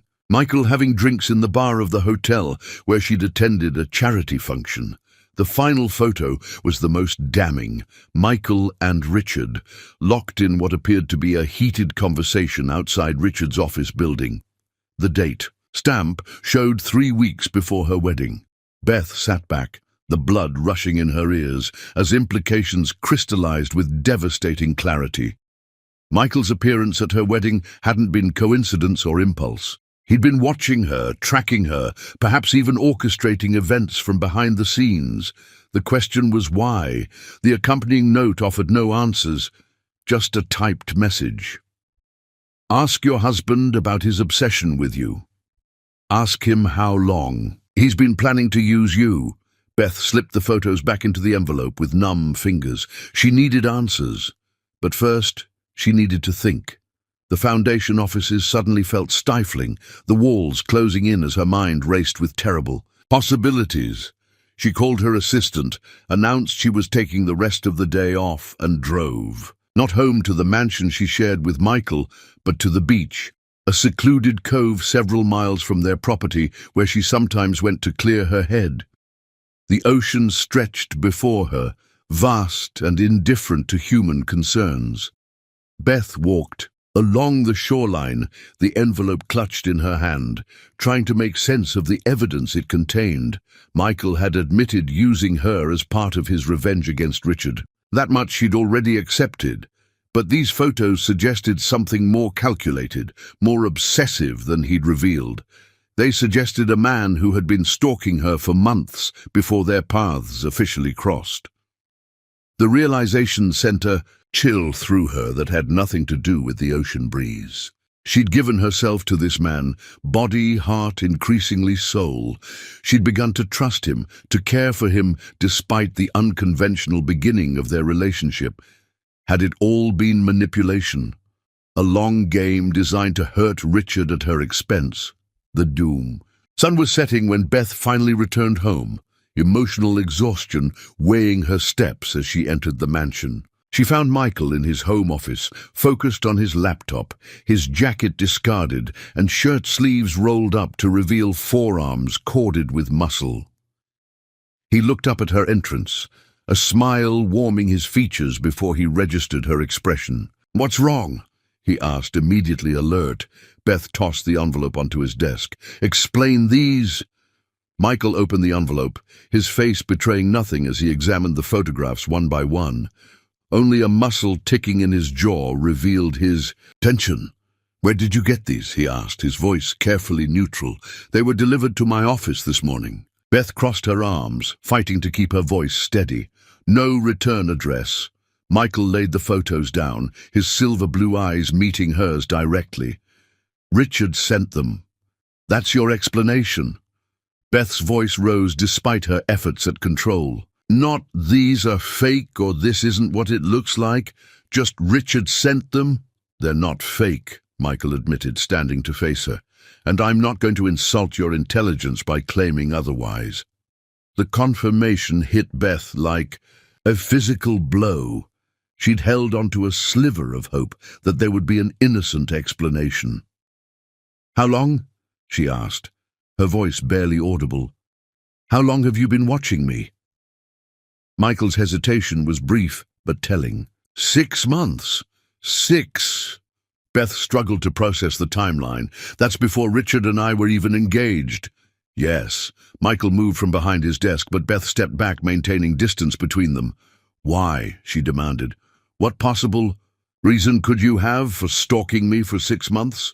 Michael's expression darkened at the accusation. "I wasn't stalking you. I was investigating you." "Semantics," Beth spat. "You were watching me without my knowledge or consent." "Yes," he acknowledged. unflinching in the face of her anger. I was. Why? Beth repeated, desperately needing to understand. Michael's jaw worked as though he was physically struggling with his response. I told you Richard's father destroyed my family's company. What I didn't tell you was that I've spent the last decade systematically dismantling the Worthington Empire from the shadows piece by piece. His eyes held hers, cold now with remembered pain. Richard was the final target. And I was what? Collateral damage? No. Michael stepped forward, and this time Beth held her ground. You were leverage, or at least you were supposed to be. Leverage, Beth repeated, the word bitter on her tongue. So our marriage really was just part of your revenge plan. Initially, yes, Michael admitted. When you became engaged to Richard, I saw an opportunity. I began investigating you, looking for weaknesses, for ways to use you against him. The clinical detachment in his voice sent ice through Beth's veins. And what did you find in your investigation? What weakness did you discover that made me useful to your plans? Something shifted in Michael's expression, vulnerability breaking through his controlled facade. I found a woman of extraordinary strength and intelligence. A woman who deserved better than Richard Worthington. Don't, Beth warned, hearing the dangerous softening in his voice. Don't try to manipulate me again. Michael's hand shot out, catching her wrist as she turned to leave. It's not manipulation, Beth. Yes, I began watching you as part of my plan against Richard, but what I didn't expect was to find myself. He hesitated, as though the words were foreign to him. Drawn to you, intrigued by you, obsessed with me, Beth corrected, pulling her wrist from his grasp. What was the plan, Michael? To seduce me away from Richard before the wedding, to gather information you could use against him? Michael's silence was confirmation enough. But that's not what happened, Beth continued, pieces falling into terrible place. He beat you to the punch by leaving me at the altar, so you improvised, didn't you? Saw an opportunity to take what was his in the most public, humiliating way possible. It wasn't like that, Michael insisted, a rare note of desperation in his voice. Then what was it like? Beth challenged. Explain to me how watching me for months, how manipulating your way into my life, my bed, wasn't calculated and cold. Michael ran a hand through his hair, a gesture of frustration she'd rarely seen from him. The surveillance was calculated, he admitted. The initial interest was strategic, but what happened at the altar, that wasn't planned. You expect me to believe that, after seeing these? Beth gestured to the photograph spread across his desk. I had no intention of approaching you that day, Michael insisted. I came to watch Richard's triumph, to catalogue his happiness, so I could use the memory against him later when I finally destroyed him completely. His honesty, brutal as it was, gave Beth pause. But then he left you standing there, Michael continued, his voice dropping lower. And you didn't break. You didn't collapse. You stood there with such dignity, such strength. He trailed off, his expression raw with remembered emotion. Something in me responded to that strength. Before I knew what I was doing, I was walking toward you. Beth wanted to disbelieve him, to dismiss his words as more manipulation, but she remembered the genuine surprise in his eyes when she'd accepted his impulsive proposal, the unguarded moment when he'd whispered against her lips at the altar. The marriage might have begun as opportunity, Michael said softly, but what happened between us after, that wasn't planned or calculated. That was real.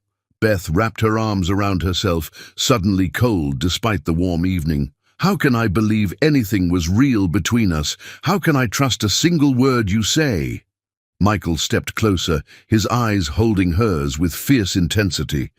Because I've never lied to you about my feelings, about what happens between us in the dark, about how you've changed me, changed you. Beth repeated skeptically. From revenge-obsessed stalker to loving husband in just a few weeks? That's quite a transformation, Michael. Anger flashed in his eyes, quickly mastered. I never claimed to be transformed. I'm still the same man who spent a decade planning Richard's destruction. The same man who used underhanded methods to gather information. The same man who married you partly out of spite. His brutal honesty was more effective than any emotional plea would have been. But I am also a man who has found himself caring for you beyond all reason or expectation, he continued, his voice dropping to a rough whisper. A man who wakes each morning grateful that you're beside him. A man who, for the first time in his adult life, is considering a future defined by something other than revenge. Beth felt tears burning behind her eyes. I don't know what to believe anymore. Believe this, Michael said, closing the distance between them. His hands framed her face with surprising gentleness. What began as strategy has become the most real thing in my life. You have become the most real thing in my life. The sincerity in his voice was painful to hear. Beth wanted to believe him, wanted to trust the connection that had grown between them over the past weeks. But the photographs were damning evidence of deception, stretching back months before their paths had supposedly crossed. I need time, she said finally, stepping away from his touch. Time to think, time to decide if anything between us has been real. Something like panic flashed in Michael's eyes. Where will you go? To my parents, Beth decided in that moment. Just for a few days. Michael's jaw tightened, but he nodded once, accepting her decision with the same control he brought to all aspects of his life. Take the time you need, but know this, Beth. I will be here waiting when you're ready to talk. I'm not walking away from what we've built together. The fierce determination in his voice followed Beth as she packed an overnight bag, as she drove through the gathering darkness to her childhood home, as she explained to her concerned parents that she needed sanctuary for a few days. It was only when she was alone in her old bedroom that Beth allowed herself to cry, for the trust that had been broken, for the relationship built on shifting sand, for the heart she'd given to a man whose obsession with revenge might have poisoned any chance for real love between them. The question that haunted her as she finally drifted into restless sleep was whether Michael Crichton had ever truly seen her, or if she had only ever been a pawn in his elaborate game of revenge. Chapter 8. Desperate Measures. 3 days passed in the sanctuary of her childhood home, 3 days of Beth alternating between anger and grief, between righteous indignation and a longing so acute it felt like physical pain. Her parents gave her space, asking no questions beyond what she volunteered, though she caught the knowing glances they exchanged when they thought she wasn't looking. On the 4th morning, Beth woke to find her phone filled with missed calls and messages, not from Michael, who had respected her request for space with a discipline that was both admirable and infuriating, but from Elena, Michael's sister. Beth, call me. It's about Michael. It's urgent. Something cold settled in Beth's stomach as she dialed Elena's number. The woman answered on the first ring. Finally, Elena said, dispensing with pleasantries. Have you seen the news? No, Beth admitted. She'd been avoiding all forms of media, unwilling to see gossip about her sudden separation from Michael splashed across society pages. What's happened? Michael's been detained for questioning. Elena's voice was tightly controlled, but Beth could hear the undercurrent of panic. The SEC has opened a formal investigation into alleged securities fraud. Richard is claiming Michael manipulated trading patterns specifically targeting Worthington Holdings over a 3-year period. Beth's legal background from her years working with the Foundation's compliance team kicked in. SEC investigations required substantial evidence to move forward, especially against someone of Michael's stature. The timing aligned perfectly with what Michael had admitted about his vendetta against the Worthington family, but the specific accusation suggested Richard had been gathering evidence for years, waiting for the perfect moment to strike. When? Beth managed. Last night. Elena took an audible breath. There's more. The source of the allegations, it's Richard Worthington. Of course it was. Beth closed her eyes, pieces falling into terrible alignment. The photographs delivered to her office, her subsequent departure from the mansion, her public absence from Michael's side, suggesting marital discord. It was Richard's counter-move in the twisted game between him and Michael, a game in which she had always been just a pawn. "Where is Michael now?" Beth asked, already moving to her closet, pulling out clothes. "Released on bail an hour ago. He's at home. But Beth..." Elena hesitated. "He's not himself. I've never seen him like this." The image of Michael, controlled. Powerful Michael, broken by circumstances, was difficult to reconcile. Yet Beth felt a tug of concern that overrode her lingering anger. "I'll be there in 30 minutes, she said, ending the call before Elena could respond. The mansion appeared unchanged as Beth drove through the security gates, yet something in the atmosphere felt different, heavier, as though the house itself was holding its breath. Harrison met her at the door, relief evident in his usually impassive features. "He's in his study, Mrs. Creighton. He's been..." The butler hesitated, searching for an appropriate word. "Unreachable since his return." Beth nodded her understanding and made her way through the silent house. The door to Michael's study was closed, but unlocked. She entered without knocking, steeling herself for whatever she might find. The elegant room was in disarray, papers scattered across the desk, a crystal tumbler shattered on the floor beside an open bottle of scotch. Michael stood by the window, his back to the door, tension evident in every line of his body. He wore the same clothes he'd had on when she left days before, now rumpled as though he'd slept in them, or hadn't slept at all. "If you've come to gloat, Elena, save it," he said without turning, his voice rough with exhaustion or emotion. "I'm not in the mood." "It's not Elena," Beth said quietly. Michael whirled around, shock registering on his face before he masked it, with the control that was so fundamental to his character. But not before Beth glimpsed something raw and vulnerable in his expression. "Beth." He spoke her name, like a man in the desert might speak of water, with desperate longing and disbelief. "You're here." "Elena called me." Beth remained by the door, maintaining physical distance, though her heart urged her forward. "She told me what happened." A bitter smile twisted Michael's lips. Richard's revenge, perfectly timed, wasn't it? "Wait until my wife leaves me, then strike while I'm distracted.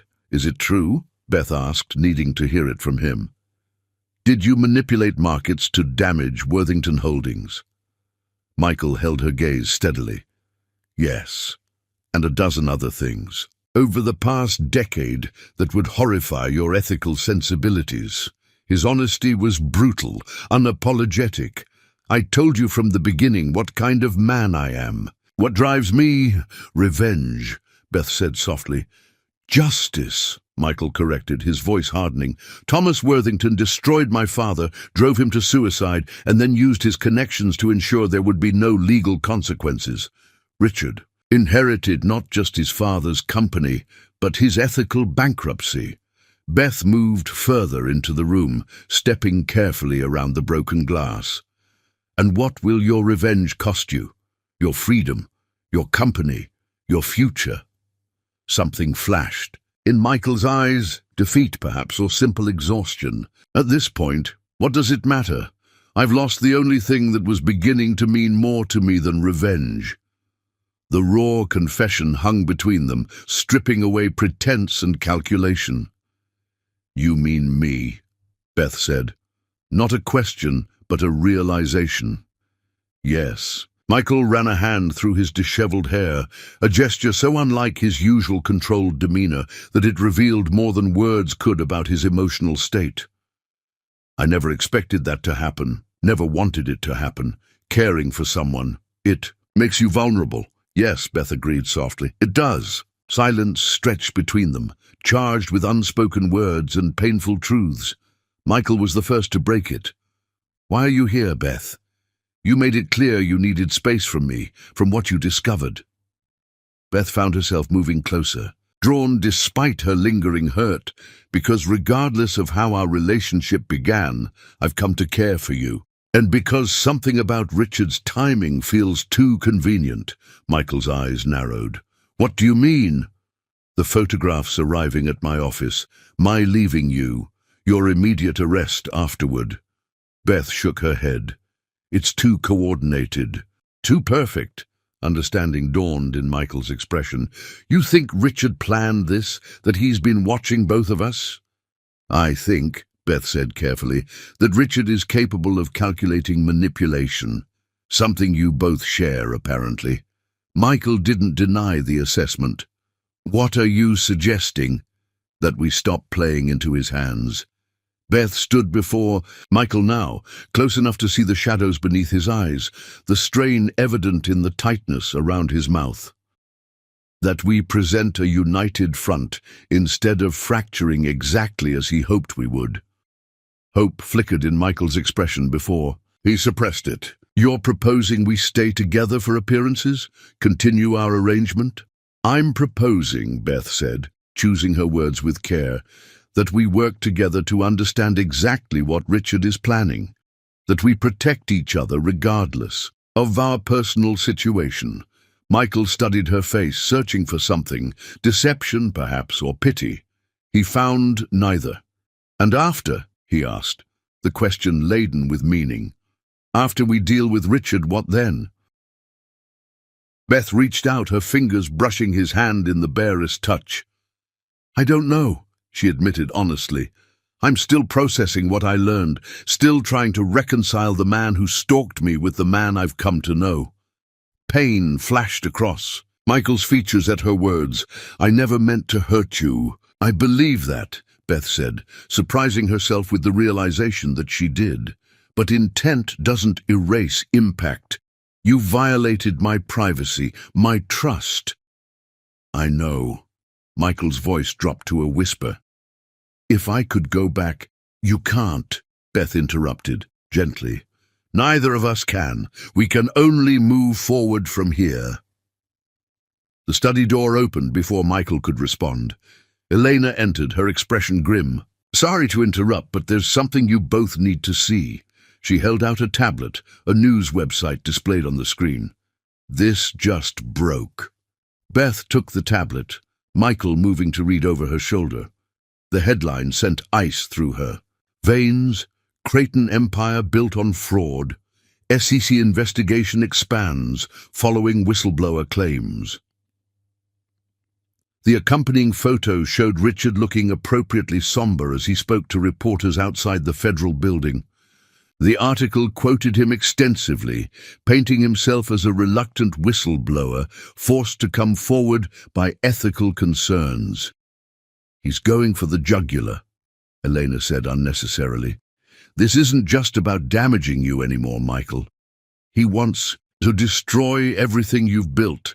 Beth felt Michael tense beside her, fury radiating from him in almost palpable waves. She placed a restraining hand on his arm. This is what he wants, she reminded him quietly. For you to react emotionally, to make mistakes. Michael's jaw worked as he visibly fought for control. He won't stop with this. The accusations will keep coming, each more damaging than the last.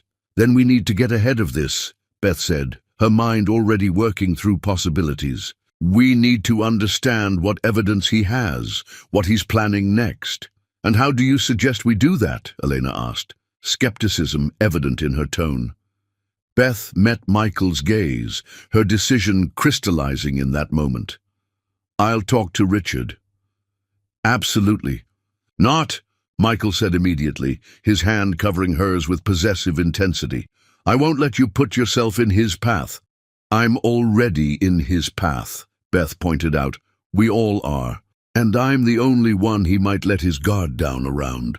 She squeezed Michael's hand, surprising herself with the gesture of comfort. "Let me do this. Let me help." Michael's expression was agonized, torn between his instinct to protect her and the strategic sense her suggestion made. "It's dangerous." "Yes," Beth agreed simply, "but sometimes desperate circumstances require desperate measures." Elena watched their exchange with sharp eyes. "She's right, Michael. Richard still has feelings. For her, that much was obvious at the gala. He'll talk to her when he wouldn't talk to anyone else." Michael's fingers tightened around Beth's, his internal struggle visible in the tension of his body. Finally, he gave a single, sharp nod. "On one condition," he said, his voice dropping to a dangerous softness. "You don't meet him alone. I need to be nearby." Beth considered arguing, but recognized the fear beneath his controlling instinct. "Agreed." As they began planning how to approach Richard, Beth felt a strange sense of certainty settle over her. Whatever lay between her and Michael, the manipulation, the broken trust, the undeniable connection that had grown despite it all, would have to wait.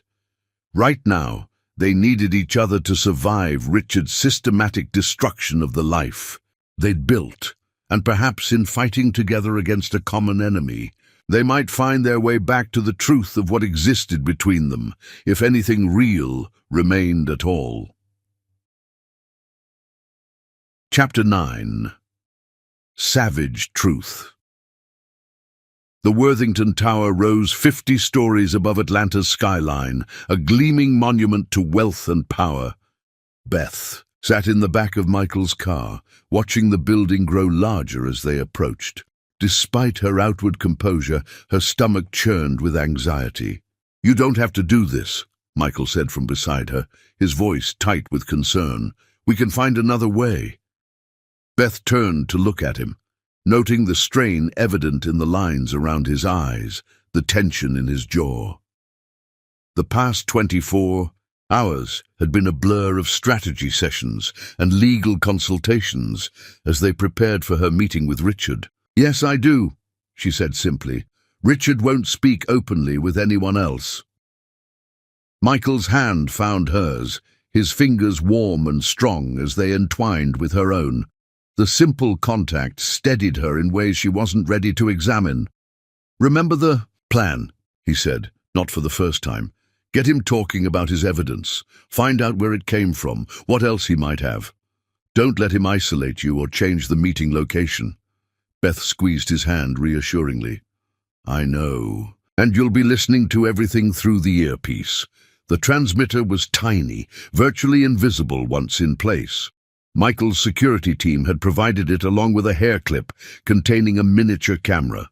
Between the two devices, Michael would be able to see and hear everything that happened in Richard's office from the surveillance van parked across the street. "At the first sign of trouble," Michael began, "you'll come charging in like my avenging angel," Beth finished with a small smile. "I know, Michael." His expression softened momentarily, something vulnerable flickering in his eyes. "Be careful," he said softly. "I can't lose you." The simple declaration hung between them, loaded with meaning neither was ready to fully address. Beth leaned forward impulsively, pressing her lips to his in a brief, gentle kiss. "You won't," she promised against his mouth. Richard's executive assistant greeted Beth with poorly concealed surprise when she stepped off the elevator onto the executive floor of Worthington Tower. "Mrs. Creighton," the young woman said, the name clearly uncomfortable on her tongue. "Mr. Worthington wasn't expecting you." "I'm sure he can make time for an old friend," Beth replied with deliberate emphasis on the last word. "Tell him I'm here, alone." The assistant hesitated briefly before picking up her phone. After a murmured conversation, she nodded to Beth. "He'll see you now." Richard's office occupied the corner of the building, offering panoramic views of the city through floor-to-ceiling windows. He stood as Beth entered, surprise and something else, pleasure perhaps, evident in his expression. "Beth," he said, coming around his massive desk, This is unexpected. Is it? Beth asked coolly, remaining near the door. Through the earpiece, she could hear Michael's steady breathing, a reassuring reminder that she wasn't truly alone. After everything that's happened this week, I would think you'd be expecting me. Richard's smile faltered slightly. Please, sit down. He gestured to a seating area near the windows, away from his desk. Can I offer you something to drink? No, Beth said, but she moved to the indicated chairs, settling into one with forced casualness. I'm not here for social pleasantries, Richard. He sat across from her, studying her face with an intensity that once would have made her heart race. Now she felt nothing but a cool determination. Then why are you here? He asked. Beth met his gaze directly. I want to know why you're trying to destroy my husband. Richard flinched slightly at the word husband, confirming Beth's suspicion that he still viewed her as somehow his, despite his own actions. I'm not trying to destroy anyone, he said, his voice taking on the practiced sincerity she'd once found so persuasive. I'm simply bringing potentially illegal activities to light, as any responsible businessman would. After conveniently sending me photographic evidence that would drive a wedge between Michael and me, Beth noted. Quite the coincidence in timing. Richard had the grace to look momentarily discomfited. You received photographs? Don't insult my intelligence, Beth said sharply. The photos were delivered to my office the day before you went to the authorities. With your accusations against Michael, you wanted me to leave him, to be emotionally vulnerable and alone when you made your move. Through the earpiece, Beth heard Michael's sharp intake of breath, but he remained silent, allowing her to lead the conversation as they'd planned. Richard leaned forward, his expression softening into the concerned look he'd perfected over years of manipulating others. Beth, I'm worried about you.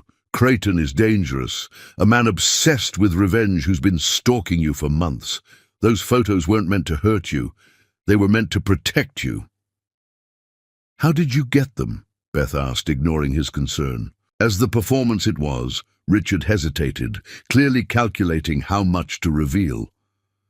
I have sources who've been monitoring Creighton's activities for some time. When they informed me he was watching you, I became concerned. Concerned enough to wait until after our wedding to share this information? Beth asked skeptically. I didn't know until recently, Richard claimed, though something in his eyes suggested otherwise, and by then you were already married to him. I needed to approach the situation delicately. By sending anonymous photographs to my office and then having my husband arrested the next day, Beth said flatly. Very delicate. Richard stood abruptly, moving to a cabinet where he poured himself a drink without offering Beth one again. When he turned back to her, his handsome face had hardened. What do you want, Beth? Why are you really here? I told you. I want to understand why you're targeting Michael.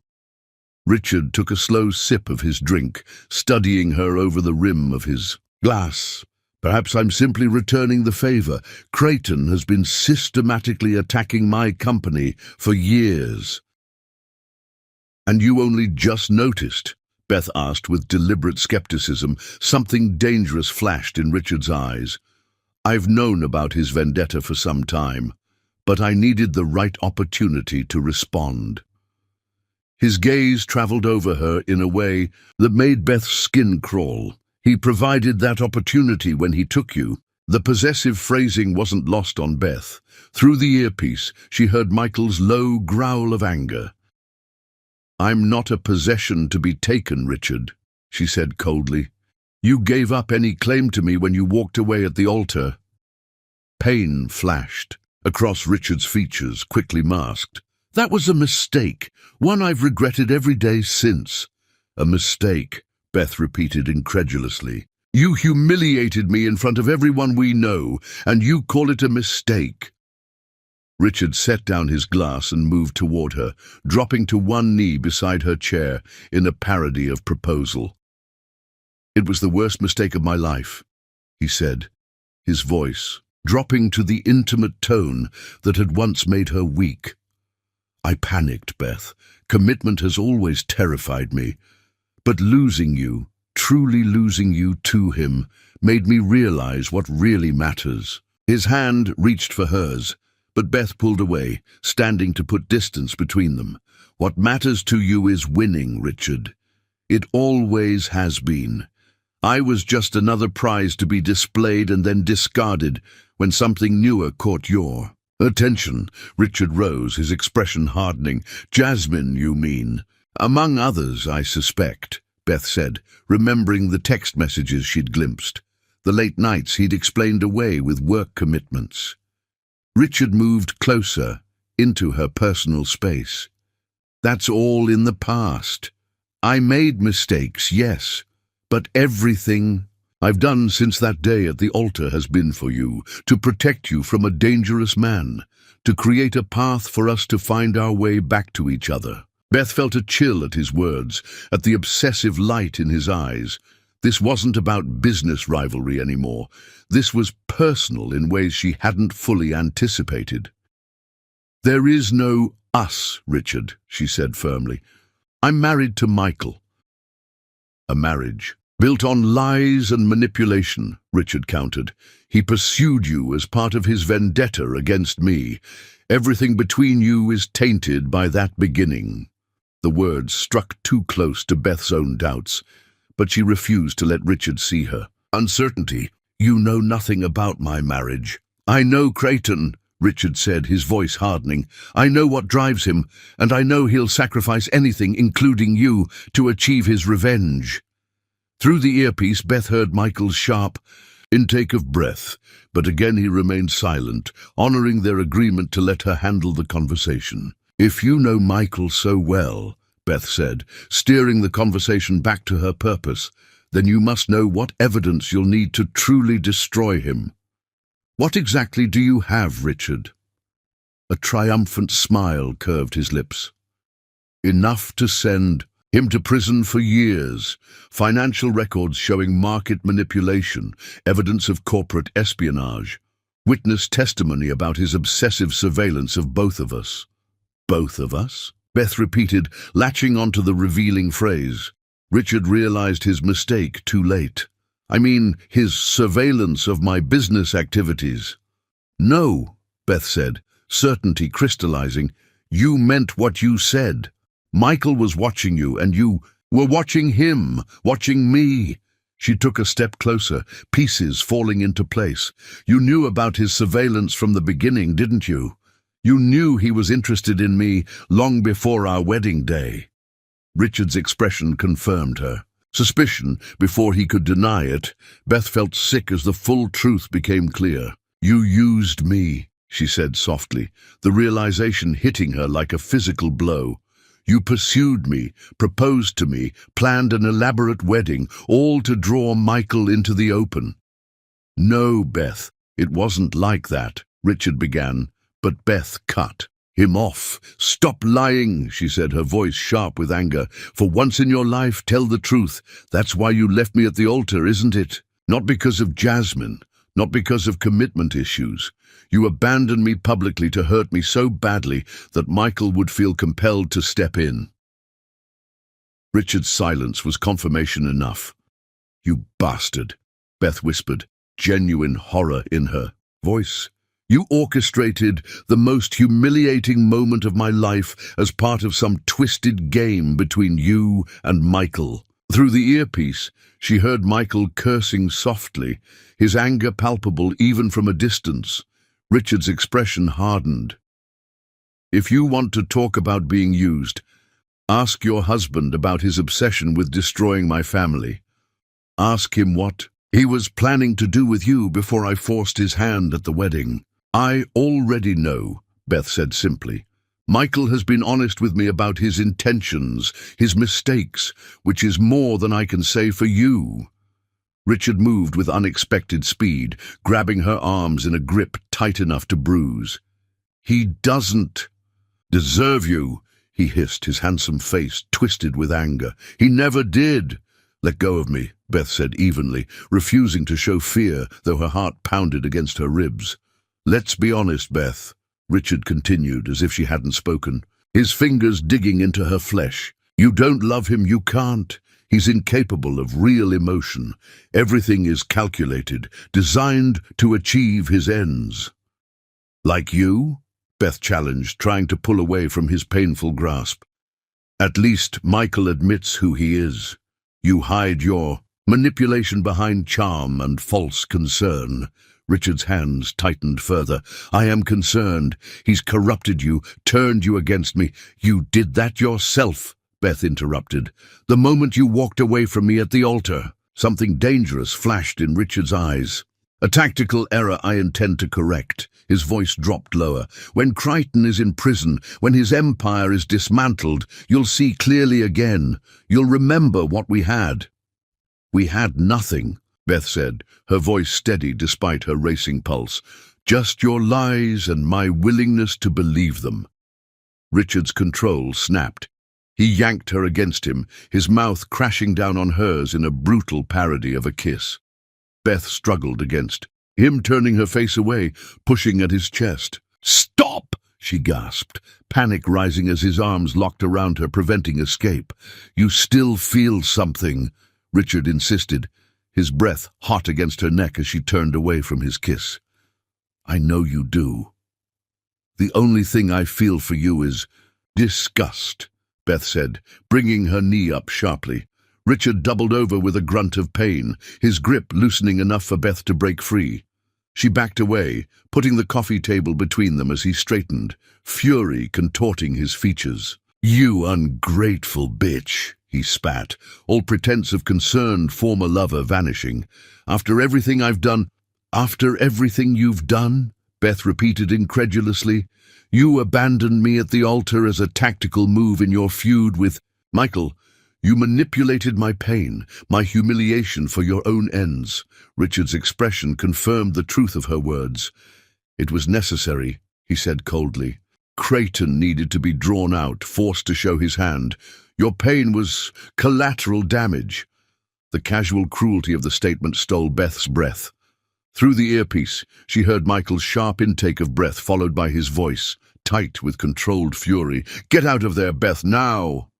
But Beth stood her ground, a strange calm settling over her as the last piece of the puzzle fell into place. It was never about me at all, was it? For either of you. I was just leverage in your toxic game. That's not true, Richard protested, but the flicker of guilt in his eyes told a different story, isn't it? Beth asked softly. You pursued me because you knew Michael was watching. You proposed to me because you knew it would enrage him. You left me at the altar because you calculated that my public humiliation would force him to reveal himself. Richard's silence was damning.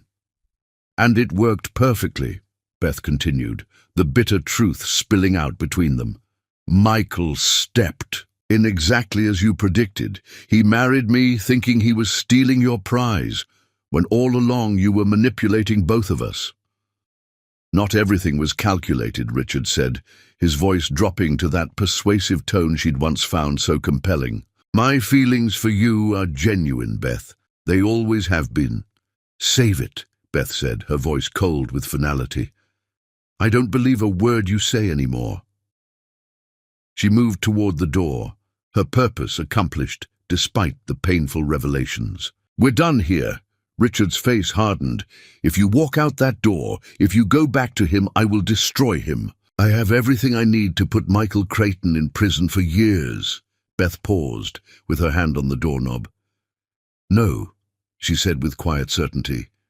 You don't. Because if you did, you wouldn't be threatening me. You would have already used it. The flash of frustration in Richard's eyes confirmed her suspicion. His evidence against Michael was circumstantial at best, built on implications rather than proof. His real weapon had been the wedge he'd tried to drive between them, a wedge that, paradoxically, his own revelations had begun to dissolve. This isn't over, Richard warned as she opened the door. Beth looked back at him one last time, seeing clearly the man she'd once thought she loved, handsome, charming, and utterly hollow at his core. "Yes," she said simply. "It is." As the elevator doors closed behind her, as she made her way through the lobby and out into the bright Atlanta sunshine, Beth felt a strange lightness despite the painful truths she'd uncovered. For the first time since her abandoned wedding, she saw the full picture of what had happened to her, how she'd been caught between two men, driven by vengeance and pride, both willing to use her as a pawn in their dangerous game. The difference, she realized as she spotted Michael waiting for her across the street, was that one of them had evolved beyond the game. One of them had found something more valuable than revenge. The question that remained, as Michael rushed to meet her, his face tight with concern and barely controlled fury, was whether that evolution had come too late for them to build something real from the ashes of manipulation and lies. Chapter 10. Eternal Claiming. The ocean roared beneath them, waves crashing against the cliffs with primal fury as the storm gathered on the horizon. Beth stood at the edge of the terrace, wind whipping her hair around her face, watching lightning illuminate the darkening sky in brilliant flashes. Nature's violence mirrored the tumult in her heart as she waited for Michael to return. 3 days had passed since her confrontation with Richard. 3 days of legal battles as Michael fought to clear his name, of revelations as Richard's carefully constructed accusations unraveled under scrutiny. 3 days of Beth and Michael circling each other with cautious distance, both wounded by truth, yet drawn together by something neither could fully name. They had not touched since her return from Richard's office, not in anger, not in passion. The absence of contact was its own form of exquisite torture. Behind her, the glass doors slid open. Beth didn't turn, recognizing Michael's presence by the shift in the air around her, by the sudden quickening of her pulse. He stood beside her, close but not touching, his gaze fixed on the gathering storm as hers was. "It's over," he said simply, his voice barely audible above the wind. Beth turned to look at him then, studying the harsh lines of his profile, the tension still evident in the set of his jaw. "Richard, withdrawing all allegations," Michael confirmed. His evidence was circumstantial at best, fabricated at worst. Once the SEC investigators recognized the personal vendetta behind his claims, they began questioning his motives. "Relief," whispered through Beth, though she kept her expression neutral. "What happens now?" Michael's silver-blue eyes met hers, storm-dark with emotions she couldn't fully read. "That depends entirely on you." The simple acknowledgement of her power in this moment took her breath away. This man, who had manipulated circumstances with calculated precision, who had married her partly for revenge, was surrendering control of their future to her hands. "Why me?" she asked, needing to hear him say it. Michael turned fully to face her, the wind tousling his dark hair. Lightning flashed, illuminating the raw vulnerability in his expression. "Because I love you," he said, the words stripped of artifice or calculation. "Because somewhere between vengeance and possession, between manipulation and truth, I fell in love with you." The confession hung between them, more powerful for its simplicity. Beth felt tears burning behind her eyes, though whether from pain or joy, she couldn't tell. "How can I trust that?" she whispered. "How can I trust anything between us when it began with lies?" Michael stepped closer, still not touching her, though she could feel the heat of his body like a tangible force. "You can't," he admitted, brutal in his honesty. "Not yet. Perhaps not ever. I've given you every reason to doubt me." "Yes," Beth agreed, the single syllable carrying the weight of her pain. "You have. I won't insult you with promises," Michael continued. Words are too easily spoken, too frequently broken. All I can offer is time, time to prove, through actions, that what began in calculation has transformed into something real. Thunder rolled across the sky as Beth studied his face, searching for deception and finding only raw truth. "And if I walk away?" she asked, needing to test the boundaries of his surrender. "If I end our marriage now?" Something like desolation flickered in Michael's eyes, but his voice remained steady. "Then I'll let you go, with everything, the house, half my fortune, your complete freedom." The offer surprised her, not for its generosity, but for the absence of fight in it. "Just like that? No manipulation, no schemes to win me back?"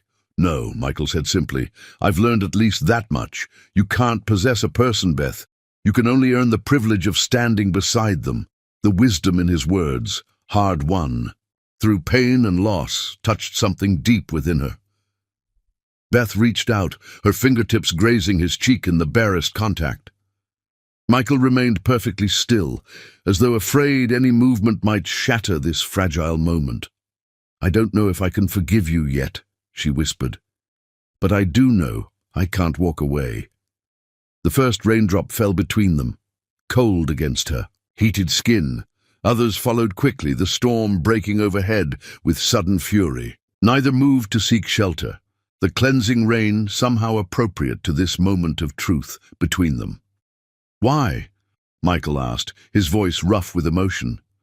"After everything you've learned, why stay?" Beth stepped closer, close enough that their bodies touched, water streaming down their faces like tears. "Because despite how it began, what grew between us is real.